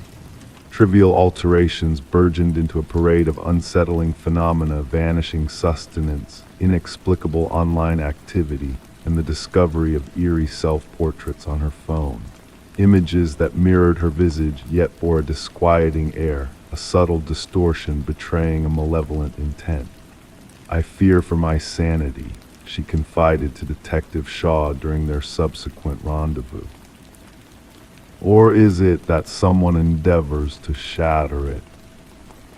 The breakthrough materialized with the revelation of a recurring motif in the security footage, a sinister ballet of intrusion interwoven with Rebecca's planned absences. Therapy sessions, yoga classes, Sunday grocery jaunts, events etched into her schedule, each departure heralding the unwelcome arrival of a mimic with nefarious designs. "Your routine is their playbook," Shaw elucidated. "This is no happenstance intrusion. This is a meticulously orchestrated infiltration born of fixation." A forensic profiler posited a chilling theory of fixation turned obsession, an individual consumed with assuming Rebecca's mantle, potentially obliterating her existence in the process. Such aberrations, though rare, found stark illustration within psychological annals. The stalker, fractured in mind, fixated upon a quarry embodying coveted traits: stability, allure, prosperity, normalcy. The focus sharpened upon a former colleague, Lily Winters, ousted for a descent into erratic behavior. Lily's close collaboration with Rebecca birthed unsettling echoes, her fixation on their purported likeness rippling through their interactions. Post-dismissal, Lily's missives to Rebecca bore a disconcerting tone. "We are but reflections," one missive intimated. "Sometimes I feel I am more you than you are." Upon securing a warrant to scour Lily's domicile, investigators unearthed a tableau that transcended mere obsession, plunging into the realms of horror. A chamber within Lily's abode metamorphosed into a shrine mirroring Rebecca's boudoir. Walls festooned with clandestine captures, moments of Rebecca's quotidian life, immortalized without her consent. A wardrobe mirroring Rebecca's attire, a vanity housing cosmetics that mirrored her chosen brands, all flanked by meticulous notes chronicling her idiosyncrasies, her speech patterns, her daily rhythms. Most damning were the practice tapes, a reel chronicling Lily's metamorphosis from imitation to assimilation. Her strides, her gestures, her mien, each facet meticulously honed to echo Rebecca in eerie fidelity. "She sought my essence," Rebecca murmured in a hushed revelation. "It was not mere mimicry. She sought my annihilation." Forensic scrutiny unveiled a cache of tools designed for key replication: electronic card duplication, a labyrinthine apparatus tailored to shadow Rebecca's every movement. Lily's motives remained opaque, shrouded within journals that vacillated between lucidity and delirium, oscillating between self-references that blurred the lines of identity. The final entry bore a chilling prophecy: "Soon shall only one remain, the stronger shall endure." As authorities moved to apprehend Lily, they were met with an empty abode, signs of a hasty departure etched in the disarray left behind. A nationwide alert was broadcast, while Rebecca found refuge under vigilant guard, whisked away to a clandestine sanctuary where her every move was monitored. For 3 interminable weeks, her past haunts were surveilled with unwavering scrutiny. The saga reached its harrowing zenith when a sentinel at Rebecca's former workplace unearthed a disturbing anomaly. Surveillance captured Rebecca's doppelganger breaching the premises, wielding a valid identification card to access her erstwhile domain. The phantom, mirroring Rebecca's semblance, delved into her sanctum, rifling through her archives with impunity before vanishing into the ether. Meanwhile, the real Rebecca, ensconced within her fortress of safety, remained beyond reproach. The grim truth dawned upon the investigators. Lily had not fled, she had seized her moment. Assuming Rebecca's mantle, she walked in her shoes, an imposter supplanting the genuine article. The The case, shrouded in unresolved enigma, remains an open wound in the annals of law enforcement. Lily Winters, the elusive shadow, eludes capture, her whereabouts a mystery. Rebecca Thorne, relinquishing her former life, forges a new identity in undisclosed seclusion. Detective Shaw, custodian of the unsettling chronicle, keeps a photograph on her desk, a juxtaposition of two visages eerily akin. One embodies Rebecca Thorne, the other an enigma veiled in the guise of Lily Winters. In silent contemplation, she seeks the telltale variances, the nuances that set them apart. The true terror Shaw imparts to her acolytes does not lie in the reflection that mirrors your form or the voice that echoes your own. It lies in the yearning that propels one to usurp your essence, erasing themselves in the sinister masquerade. Identity is not a mere fade we present, it is the sanctum we safeguard, often heedless of its true worth until it stands imperiled by the specter of theft. Story 20, Whispering Secrets of the Manor.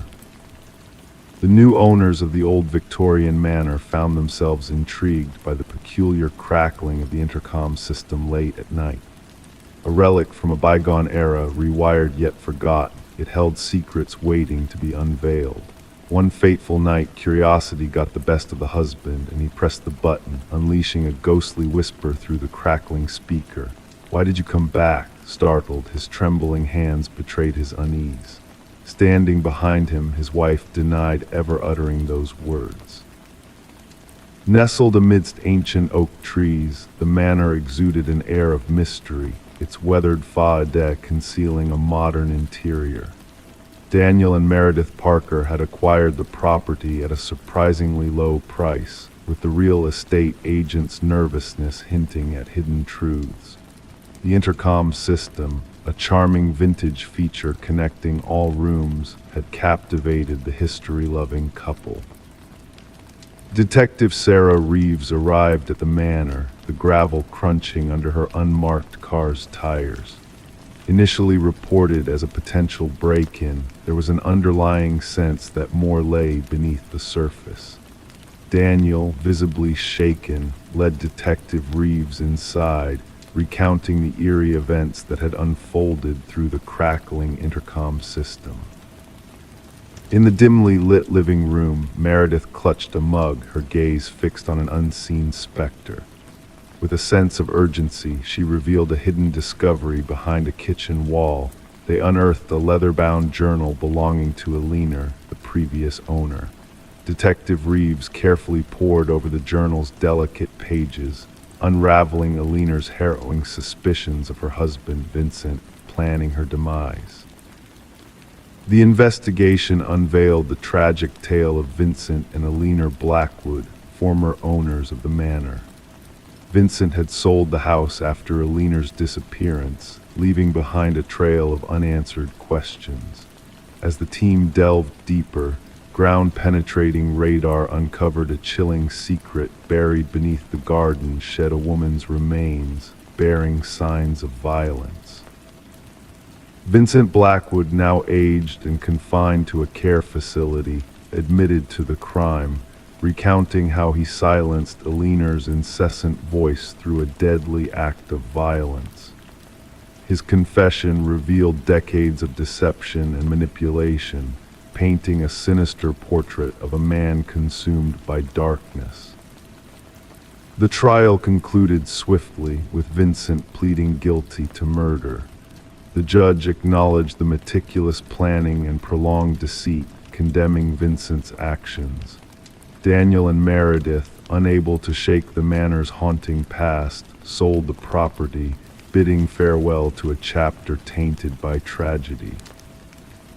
Before departing, they honored Alina with a solemn garden memorial, restoring peace to the once tormented grounds.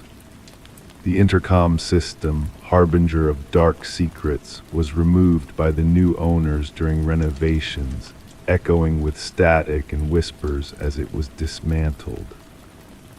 Detective Reeves revisited the case file, pondering the eerie connection between the house and its tragic history. The manor, a silent witness to unspeakable deeds, had found a way to speak through time, ensuring justice prevailed. The legacy of the house that answered back lingered, a haunting reminder of the past echoing through the winds. As Detective Reeves drove past the manor, she paused briefly, the window cracked open, listening for whispers carried on the breeze, a reminder of the secrets that dwell within the walls of the old Victorian manor. Story 21. It began with a pocket dial, a mere jumble of static and faint sounds. At first, the operator paid it little mind, dismissing it as a harmless mistake. But then a voice broke through the haze, a woman's voice, trembling with urgency. "He's here, he," and then an eerie silence descended, swallowing her words whole. The mysterious call originated from an empty house, a dwelling left to decay for years, its secrets buried in shadows. No signs of intrusion, no disturbances in the stillness. Yet in the dimly lit kitchen, cloaked in a blanket of dust, there sat a phone, innocently perched on the counter, its screen softly aglow. The call had transpired mere moments ago, a ghostly echo lingering in the air. Detective Morgan Reed found herself drawn to the enigmatic whisper, playing back the recording repeatedly, each time unraveling its layers of despair, fear, and impossibility. This forsaken property once belonged to the Sullivans, a family torn asunder by a raging inferno that devoured the west wing of their home. Following the tragedy, they fled, leaving the house to wither in solitude. The caretaker, a faithful guardian of its memory, swore no one had trespassed within its walls. "Background check on the number," Morgan inquired of her partner, Detective Walsh. The revelation struck a chord registered to Catherine Sullivan, the departed daughter, who had met her end in a tragic car accident 3 years prior. The phone in the evidence bag stared back at Morgan, a silent enigma challenging her logic. The pieces of the puzzle refused to fit. A spectral phone, a deceased owner, and a call that defied the constraints of time and reason. The forensic team scoured for answers in the dust-covered kitchen, finding naught but questions. No fingerprints graced the device, save for elusive smudges that eluded identification. No trace of footsteps leading to or from the house, no breach in its defenses. It was as if the phone had materialized out of thin air, a ghostly artifact of a bygone era. The recording, a mere 11 seconds of static, breath, and 5 chilling words, held the key to their inquiry. Voice analysis confirmed its origin as Catherine Sullivan's, with an unsettling 98% certainty, resurrecting her voice from the annals of time. The timestamp bore a sinister revelation. The call coincided with the exact moment of Catherine's demise, a haunting synchronicity that defied explanation. Morgan and Walsh delved into Catherine's past, unraveling the threads of her life.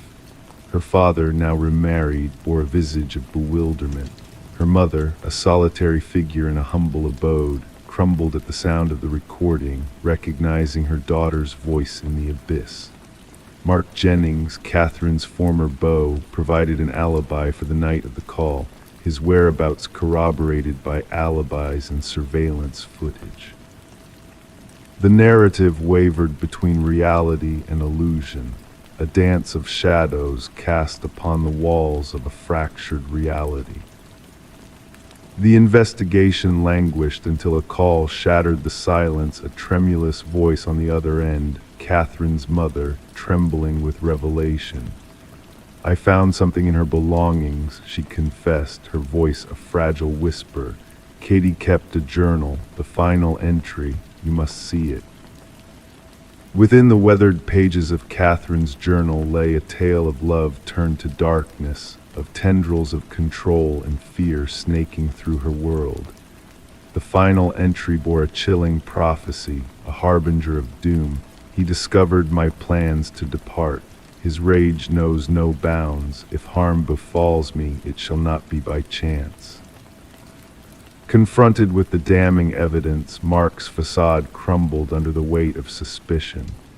"You believe I harmed Katie due to mere words on a page," he retorted, his defiance tinged with unease.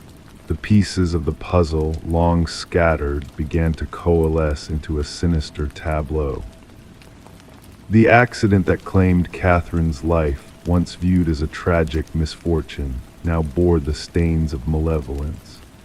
The buried phone unearthed the damning truth, a trail of messages detailing Mark's descent into darkness, his shadow looming over Catherine's final moments. The autopsy photos whispered of a violence beyond mere happenstance, of a struggle for survival etched in bruises and scars. As the long arm of justice reached for Mark, he vanished into the night, leaving behind a shrine to his victim, a grotesque homage to a life extinguished. His machinations laid bare, his illusions shattered, he sought solace in the phantom echoes of a life he had snuffed out. The trial, a mere formality in the face of overwhelming evidence, culminated in a swift verdict guilty of first-degree murder. Catherine's mother clutched the journal to her chest, a bittersweet victory etched in ink. Justice, not through spectral whispers or ghostly apparitions, but through the unwavering voice of a daughter silenced too soon. And so the phone from the abandoned house rests in the evidence locker, a relic of a tragedy unraveled. Sometimes, in the stillness of the night, officers swear they hear its phantom ring, a reminder of a voice that refused to be silenced, a testament to the resilience of the human spirit, echoing through the corridors of time. Story 22. She never fancied venturing up there, but when the storm brought a leak in the roof, she had no other option. The attic loomed with forgotten treasures, cloaked in dust and cobwebs. Nestled in the deepest corner, an ancient dollhouse sat, exquisitely detailed, its miniature furniture arranged with meticulous care. Yet a shiver ran down her spine as she peered inside. The figures within were not mere dolls, they were tiny, intricately carved replicas of her own kin. Each miniature positioned precisely as they sat downstairs, except for one glaring anomaly. The figure meant to represent her stood beside the attic entrance. Rebecca Morgan traced her finger along the roof of the dollhouse, sensing the groove where the small wooden figure stood. The revelation sent a chill coursing through her, unrelated to the icy draft whispering through the rafters. The dollhouse had no place in this abode. It wasn't her childhood sanctuary, but a rented residence the family had recently occupied. The saga commenced with Rebecca's frantic call to the authorities. Officers arrived at the suburban domicile to find a distraught family, gathered in the living room, adamantly refusing to ascend the stairs. Detective Sarah Harmon, the lead investigator, initially brushed off their distress as an elaborate prank or the imaginings of a family acclimatizing to a new environment. The precision was what gripped me, Detective Harmon later reflected in interviews.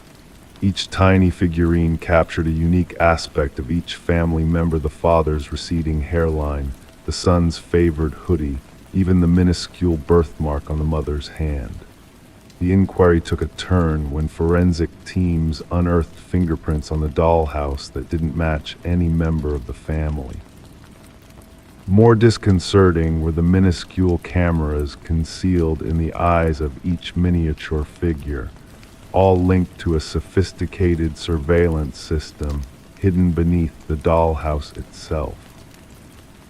Scrutiny of the Morgan family's movements in prior days revealed a disquieting pattern. The positions of the figures in the dollhouse not only mirrored the family's seating arrangement on that fateful evening, but replicated exact postures from different days, indicating someone had been observing them long enough to grasp their routines. We understood this wasn't a mere case of stalking, elucidated Detective Harmon. The perpetrator exhibited an obsession seldom seen in criminal psychology literature. The investigation unveiled a concealed entrance to the basement, secreted behind a false wall in the pantry. Inside, investigators stumbled upon a makeshift living space, replete with evidence of someone dwelling there since before the Morgans' arrival. Discarded food wrappers, water bottles, and a sleeping bag hinted at the intruder's prolonged stay beneath the unsuspecting family. What confounded investigators most was the absence of forced entry. Property records disclosed that the house had lain vacant for nearly a year before the Morgans' tenancy. The former owners, an elderly couple, had both passed away within a short span. Their son had overseen the estate sale and subsequent rental of the property. Conversations with neighbors yielded sparse insights. Most had noticed nothing amiss, save for an elderly lady who sporadically glimpsed lights in the house during its vacancy. I presumed it was the realtors showcasing the property, she recounted to investigators. It never occurred to me that someone might be inhabiting it without permission. The breakthrough emerged from digital forensics. Examination of the surveillance system linked to the miniature cameras uncovered that the data was being transmitted to an external server. The IP address led investigators to a modest apartment across town. Inside, walls adorned with photographs of the Morgan family and former occupants of the house met their eyes. Journal entries meticulously detailed the daily routines of each family member. The most unsettling find was a workshop brimming with partially finished dollhouses, each representing distinct homes in the vicinity. The apartment belonged to Martin Wells, the son of the previous homeowners. Financial records indicated mounting debts following his parents' demise. Instead of selling the house outright, he had fashioned the covert living space, remaining there while collecting rent from unsuspecting tenants. The dollhouse served as his command center, expounded the forensic psychologist assigned to the case. Each miniature figurine symbolized someone he monitored. Rebecca's figure by the attic door wasn't a threat, it was his acknowledgement of her unveiling of his surveillance setup. During interrogation, Wells remained eerily composed as he elucidated his rationale. They dwelt in my house, slumbered in my parents' chamber. I needed assurance that they treated it with reverence. When quizzed about the arranged figures, he simply stated, I desired them to grasp that I was always vigilant.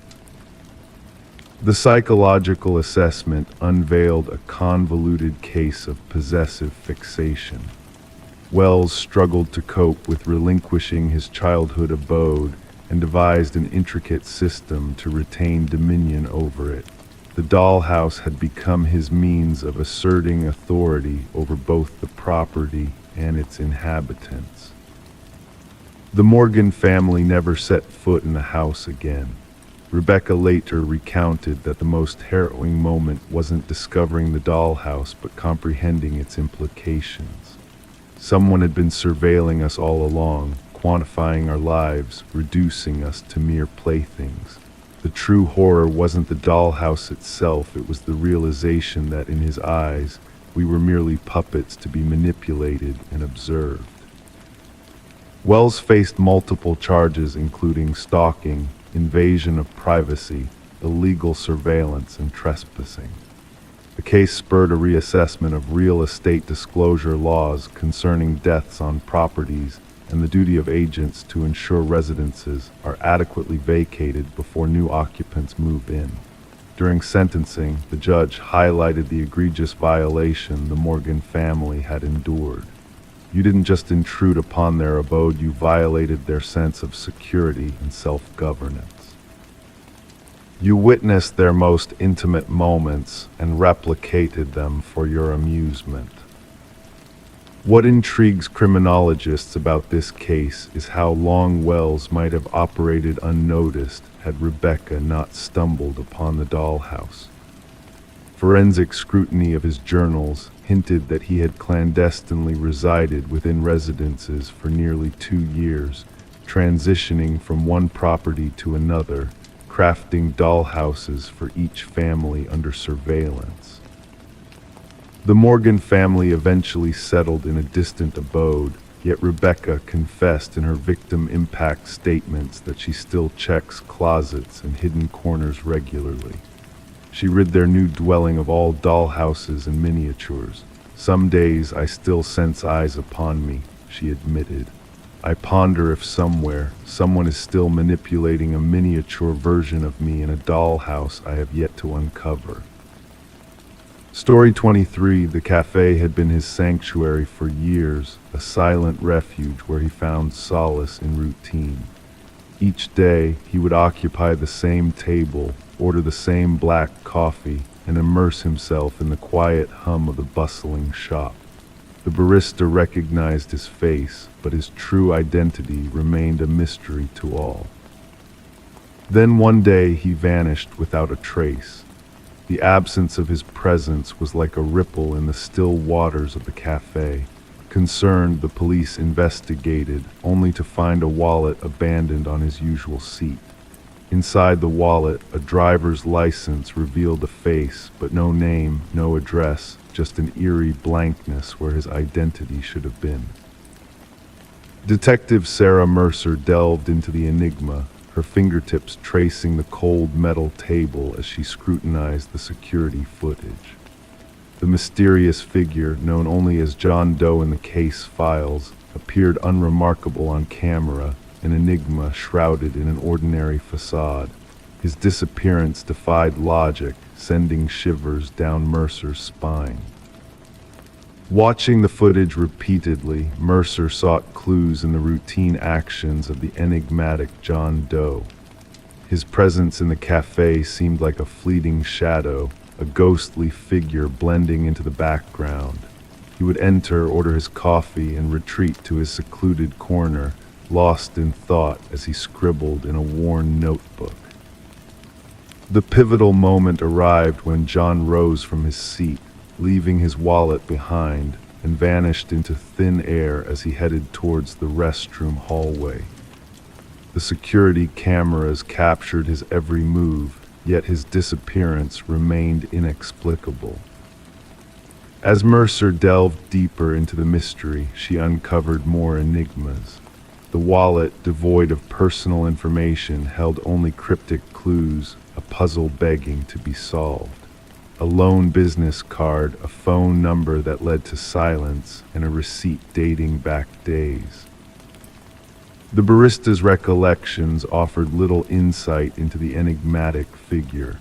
John Doe had been a solitary presence, speaking softly, his words lost in the cacophony of the cafe. His only companion, a notebook filled with indecipherable code and sketches of unknown structures.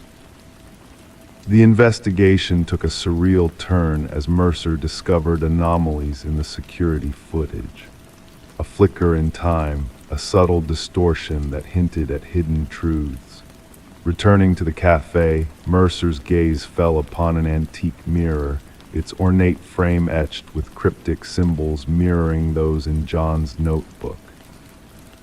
The mirror held secrets within its depths, concealing a hidden chamber filled with identical wallets, each a mirror image of the other. A leather-bound journal chronicled decades of experiments in temporal manipulation and identity transference. The final entry, penned by John Doe himself, spoke of impending closure, a warning of looming danger. Mercer's world blurred as she delved into Weston's enigmatic journal, unraveling a tapestry of parallel realities and forbidden experiments. A chance encounter with an elderly physicist shed light on Weston's past, revealing a brilliant mind lost to the realms of the unknown. Weston's theories of quantum mirrors and reality crossings resonated with Mercer, guiding her back to the cafe's origins. In a twist of fate, Mercer uncovered the cafe's dark secret, a nexus of realities built upon the remnants of Weston's vanished laboratory. The mirror shattered, revealing a fractured existence where past and present collided in a symphony of chaos. As the case closed, Mercer's world shifted, her reality forever altered by the enigma of the man who didn't exist. The cafe's doors closed, its mysteries buried beneath the rubble of time. Daniel Weston's fate remained a haunting enigma, his legacy etched in the fragments of a shattered mirror. And as the years passed, Mercer found herself consumed by Weston's legacy, her porch a silent witness to her relentless pursuit of the unknown. A fragment of the antique mirror hung on her wall, a portal to a world beyond, where echoes of the past whispered through the rippling glass. Story 24. In the quiet hush of the night, the old library stood, its fate sealed by the impending demolition. The workers moved methodically, their tools echoing in the empty halls as they neared completion. But fate had a different plan in store. A solitary worker, lost in the rhythm of his task, stumbled upon a hidden latch nestled within the ancient bookshelf. With a soft click, a secret passage unfurled before him like a whispered secret, beckoning him to explore its mysteries. The bookshelf swung open soundlessly, revealing a narrow passage that led to a hidden chamber, a room untouched by time, cloaked in the shadows of neglect. The air hung heavy with the weight of decades, swirling with whispers of the past. Within the chamber there stood only a solitary chair, its presence commanding the space, bolted firmly to the aged floorboards. And etched on the walls, a haunting message repeated itself in a desperate plea: I am still here. The foreman, sensing the gravity of the discovery, wasted no time in alerting the authorities. What had begun as a routine demolition now unfurled into a dark enigma that gripped the heart of the community. Detective Morgan Walsh, a seasoned investigator with a keen eye for the peculiar, arrived at the scene, his silhouette a stark contrast against the dimly lit room. As he stepped into the hidden chamber, his flashlight pierced the shadows, revealing the chilling message that adorned the walls like a ghostly confession. Secure the scene, Walsh commanded, his voice a solemn echo in the confined space. Let no one disturb the silence until forensics sheds light on this mystery. The history of the library whispered secrets of its own, tales of the Harrington family who had once held it close to their hearts. Their daughter Rebecca had vanished into the night, leaving behind only unanswered questions and a void that never seemed to fade. The community had mourned her loss, but the truth remained elusive, buried beneath layers of speculation and sorrow. As forensics delved into the hidden chamber, they unearthed fragments of a dark past, a chair that bore the marks of struggle, walls that whispered of captivity. Hair and fibers intertwined with the whispers of the walls, weaving a tapestry of tragedy that had long been concealed. Walsh, haunted by the shadows of the past, delved deeper into the Harrington family's legacy. The timing of the library's donation gnawed at his senses, a puzzle waiting to be solved. The threads of the past intertwined with the present, revealing a sinister truth that had long been shrouded in darkness. The revelation of DNA evidence linking Rebecca to the hidden chamber sent shockwaves through the community. The pieces of the puzzle began to align, painting a picture of captivity and betrayal. Maxwell Harrington, the family patriarch, stood at the center of the storm, his secrets laid bare by the relentless march of truth. In Maxwell's study, a journal whispered of obsession and darkness, detailing the descent into madness that had led to Rebecca's imprisonment. The final entry, a chilling testament to a fractured mind, spoke of desperate measures taken to preserve a tarnished legacy. Maxwell's confession shattered the fragile peace that had cloaked the community for so long. The truth, raw and unyielding, exposed the depths of depravity that had lurked behind closed doors. Rebecca's final moments echoed in the silence, a tragedy that had been silenced for far too long. The excavation of the hidden room revealed the grim truth that had long been buried, a young life lost to the shadows, a family torn asunder by secrets and lies. Maxwell's sentencing brought a semblance of closure, a justice served in the dim light of a darkened chamber. The library, once slated for destruction, now stood as a monument to a life extinguished too soon. Flowers adorned its entrance, a tribute to a soul that had found solace in the whispers of the walls, and in the quiet of the night, Rebecca's voice echoed in the shadows, a testament to a truth that could never be erased. Story 25. In the dimly lit apartment, the ancient walls held secrets unseen by the naked eye. The heating system let out a weary groan, the pipes whispered their own language. It was all part of the building's ancient song, or so she thought, until that fateful night when a hushed voice, barely audible yet undeniably present, floated through the vents like a gentle breeze.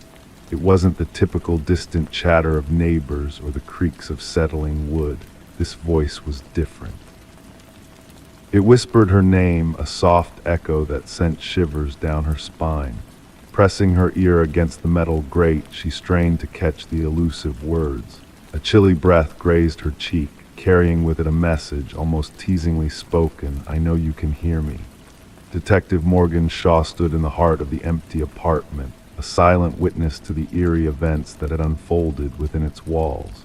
Her eyes fixated on the rusted vent cover, forcibly removed to reveal the mysteries hidden beneath. The forensics team moved with precision, capturing every detail with their cameras, freezing the scene in time. The missing woman, Alina Reeves, had vanished without a trace until the building's stale air betrayed her presence. She claimed to hear voices through the vents, Officer Patel recited from his notes. The building management dismissed her, attributing it to the old infrastructure. Shaw knelt by the vent, tracing the gouges and scratches that marred its surface. It was clear someone had tried to break free, to escape from within.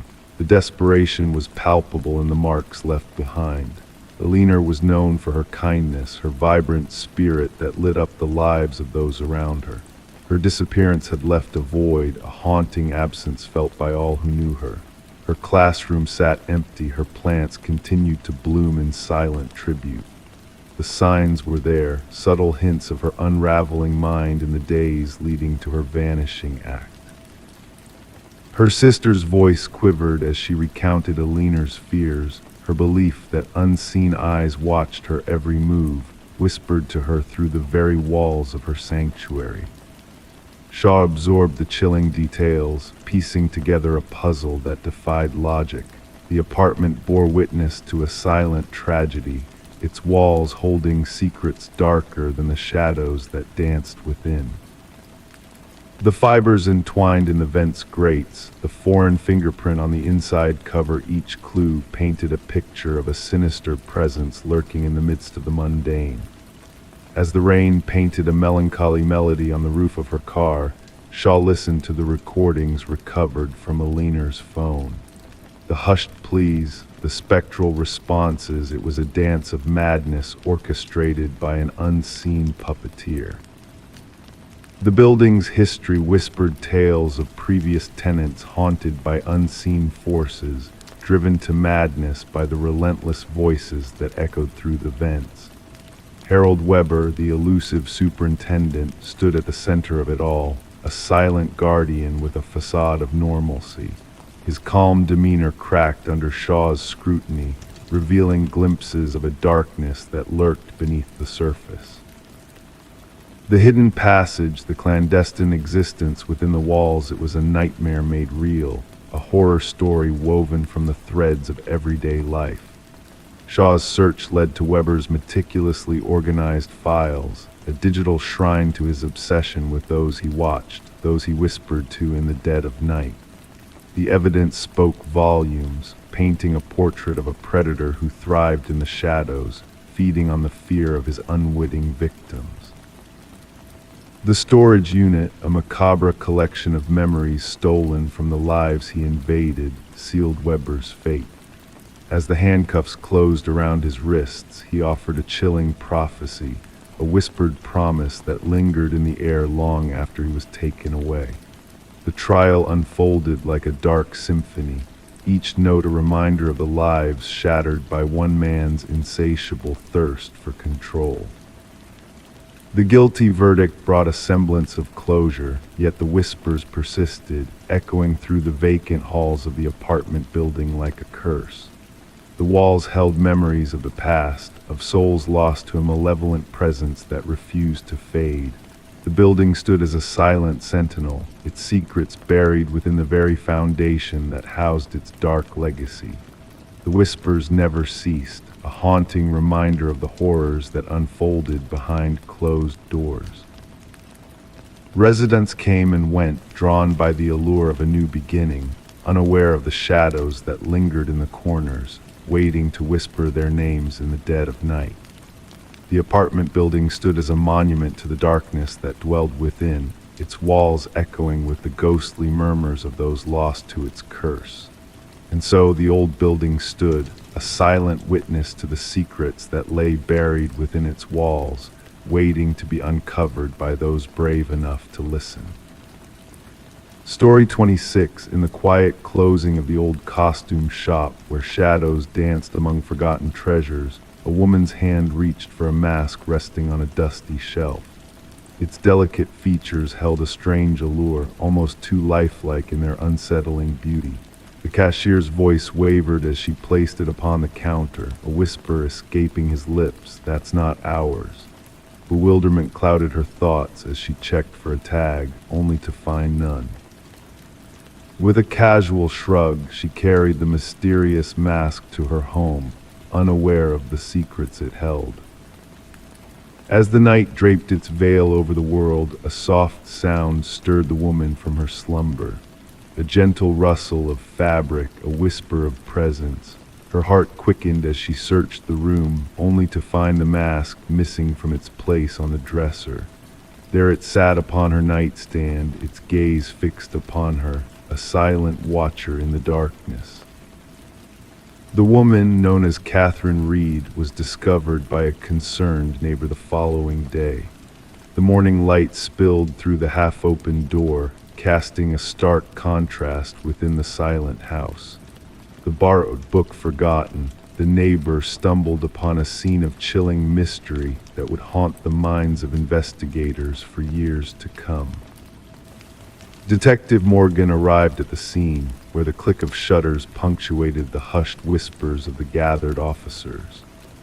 "No signs of forced entry," one of them murmured, jotting down notes in a worn notepad.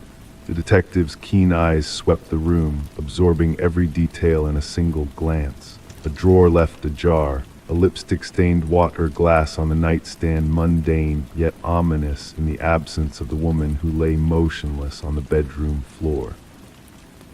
The medical examiner's solemn face bore witness to the enigma before him.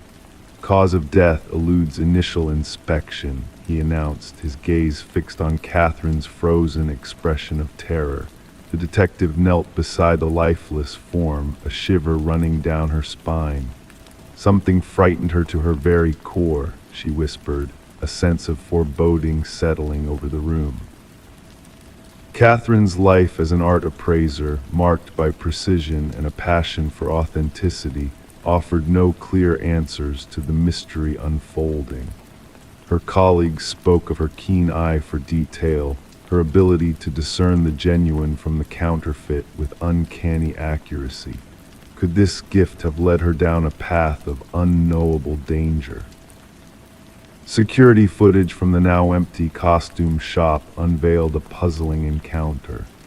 The cashier's perplexed expression, the owner's firm denial of ownership, the mask's origins shrouded in mystery, a riddle waiting to be solved.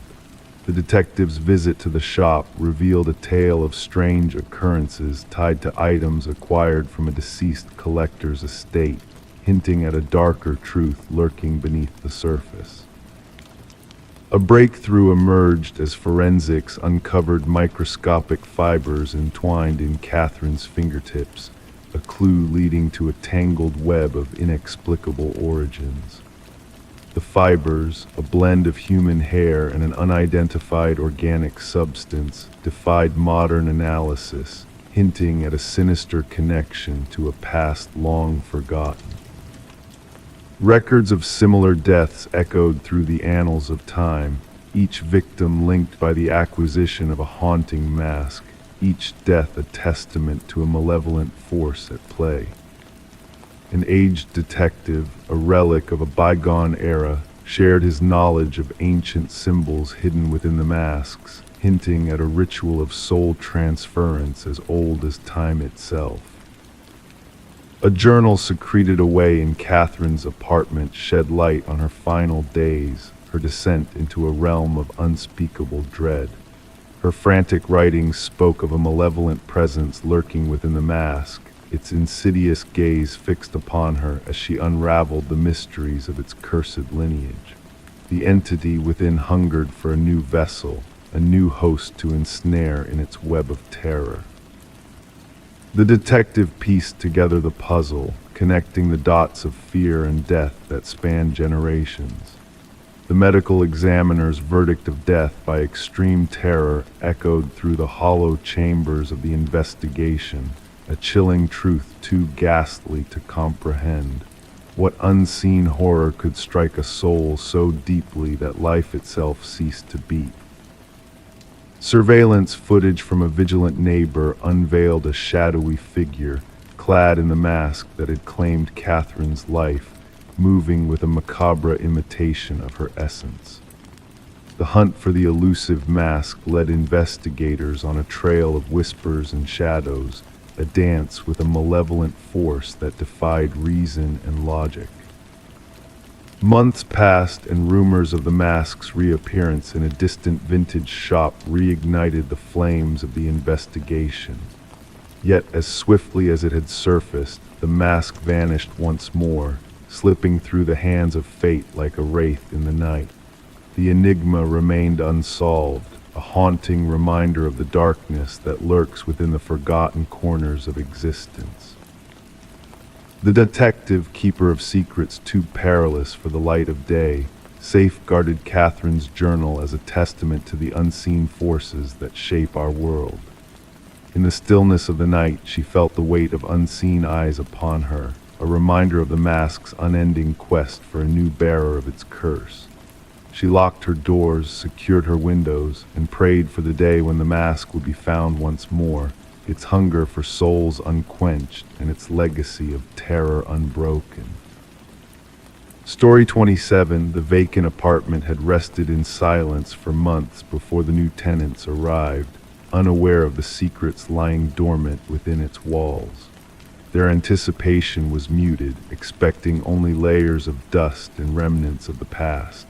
However, one door resisted their attempts to open it, stubbornly locked from the inside, a closet concealing mysteries unknown. When the landlord finally pried it open, the expectation was mundane, a collection of old coats, perhaps some forgotten treasures. But what greeted them was far from ordinary.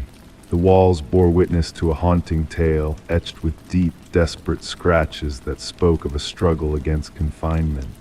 And in the shadows of the closet, an ancient flip phone lay dormant, its screen illuminated by a single unread message.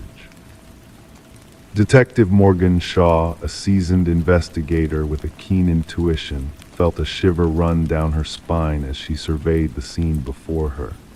It wasn't the absence of blood or violence that unsettled her, but the silent cries for help embedded in those jagged marks. "We need forensics immediately," she instructed her partner, Officer Reed, who diligently captured every detail through his camera lens. and gather the records of the previous tenants. The message on the phone offered cryptic words, "I know what you did." The landlord, a man plagued by nervous energy, recounted the abrupt departure of the previous tenant, a young woman named Emma Caldwell, who had vanished without a trace, leaving behind unresolved rent payments.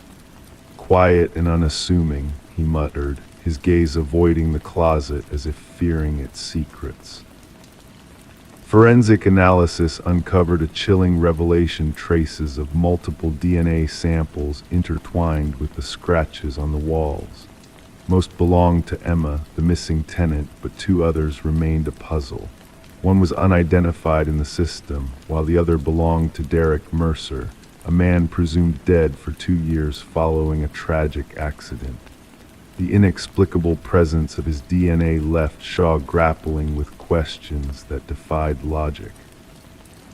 Emma's apartment whispered fragments of her life left in disarray: unopened mail, a forgotten coffee mug, a neatly made bed.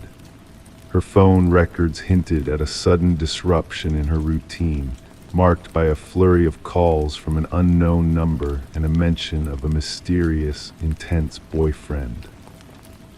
Surveillance footage captured the silhouette of a man, his features obscured by a baseball cap, entering the building shortly after Emma on the night of her disappearance. The pieces of the puzzle began to align as Shaw uncovered a web of connections leading to Derek Mercer, a man who had orchestrated a macabre charade of death and disappearance. The revelation of Lynette Porter, another missing woman ensnared in Mercer's twisted machinations, shed light on the depths of his depravity. Her voice trembled as she recounted the horrors she had witnessed, a captive spectator to Emma's tragic fate. As the investigation unfolded, a sinister portrait of Mercer emerged: a predator who reveled in the agony of his victims, relishing in their confinement and despair. His capture at a bus terminal, armed with tools of violence and remnants of his past atrocities, marked the end of his reign of terror. During the trial that followed, the intricate tapestry of Mercer's deceit and malice was unraveled, exposing the calculated steps he had taken to erase his past and prey on unsuspecting women. Emma's fate, sealed within the confines of that closet, left a lingering ache in the hearts of those who sought justice. The courtroom fell silent as the verdict was delivered: a sentence of life without parole for Mercer, whose stoic demeanor betrayed a mind steeped in darkness. Lynette's words echoed through the chamber, a beacon of resilience amidst the shadows of despair. The legacy of Emma's ordeal reverberated through the department, shaping new protocols for missing persons cases and underscoring the importance of recognizing patterns of abuse and manipulation. Detective Shaw, haunted by the echoes of a life cut short, kept the door from Emma's apartment as a somber reminder of the fragility of existence and the resilience of the human spirit.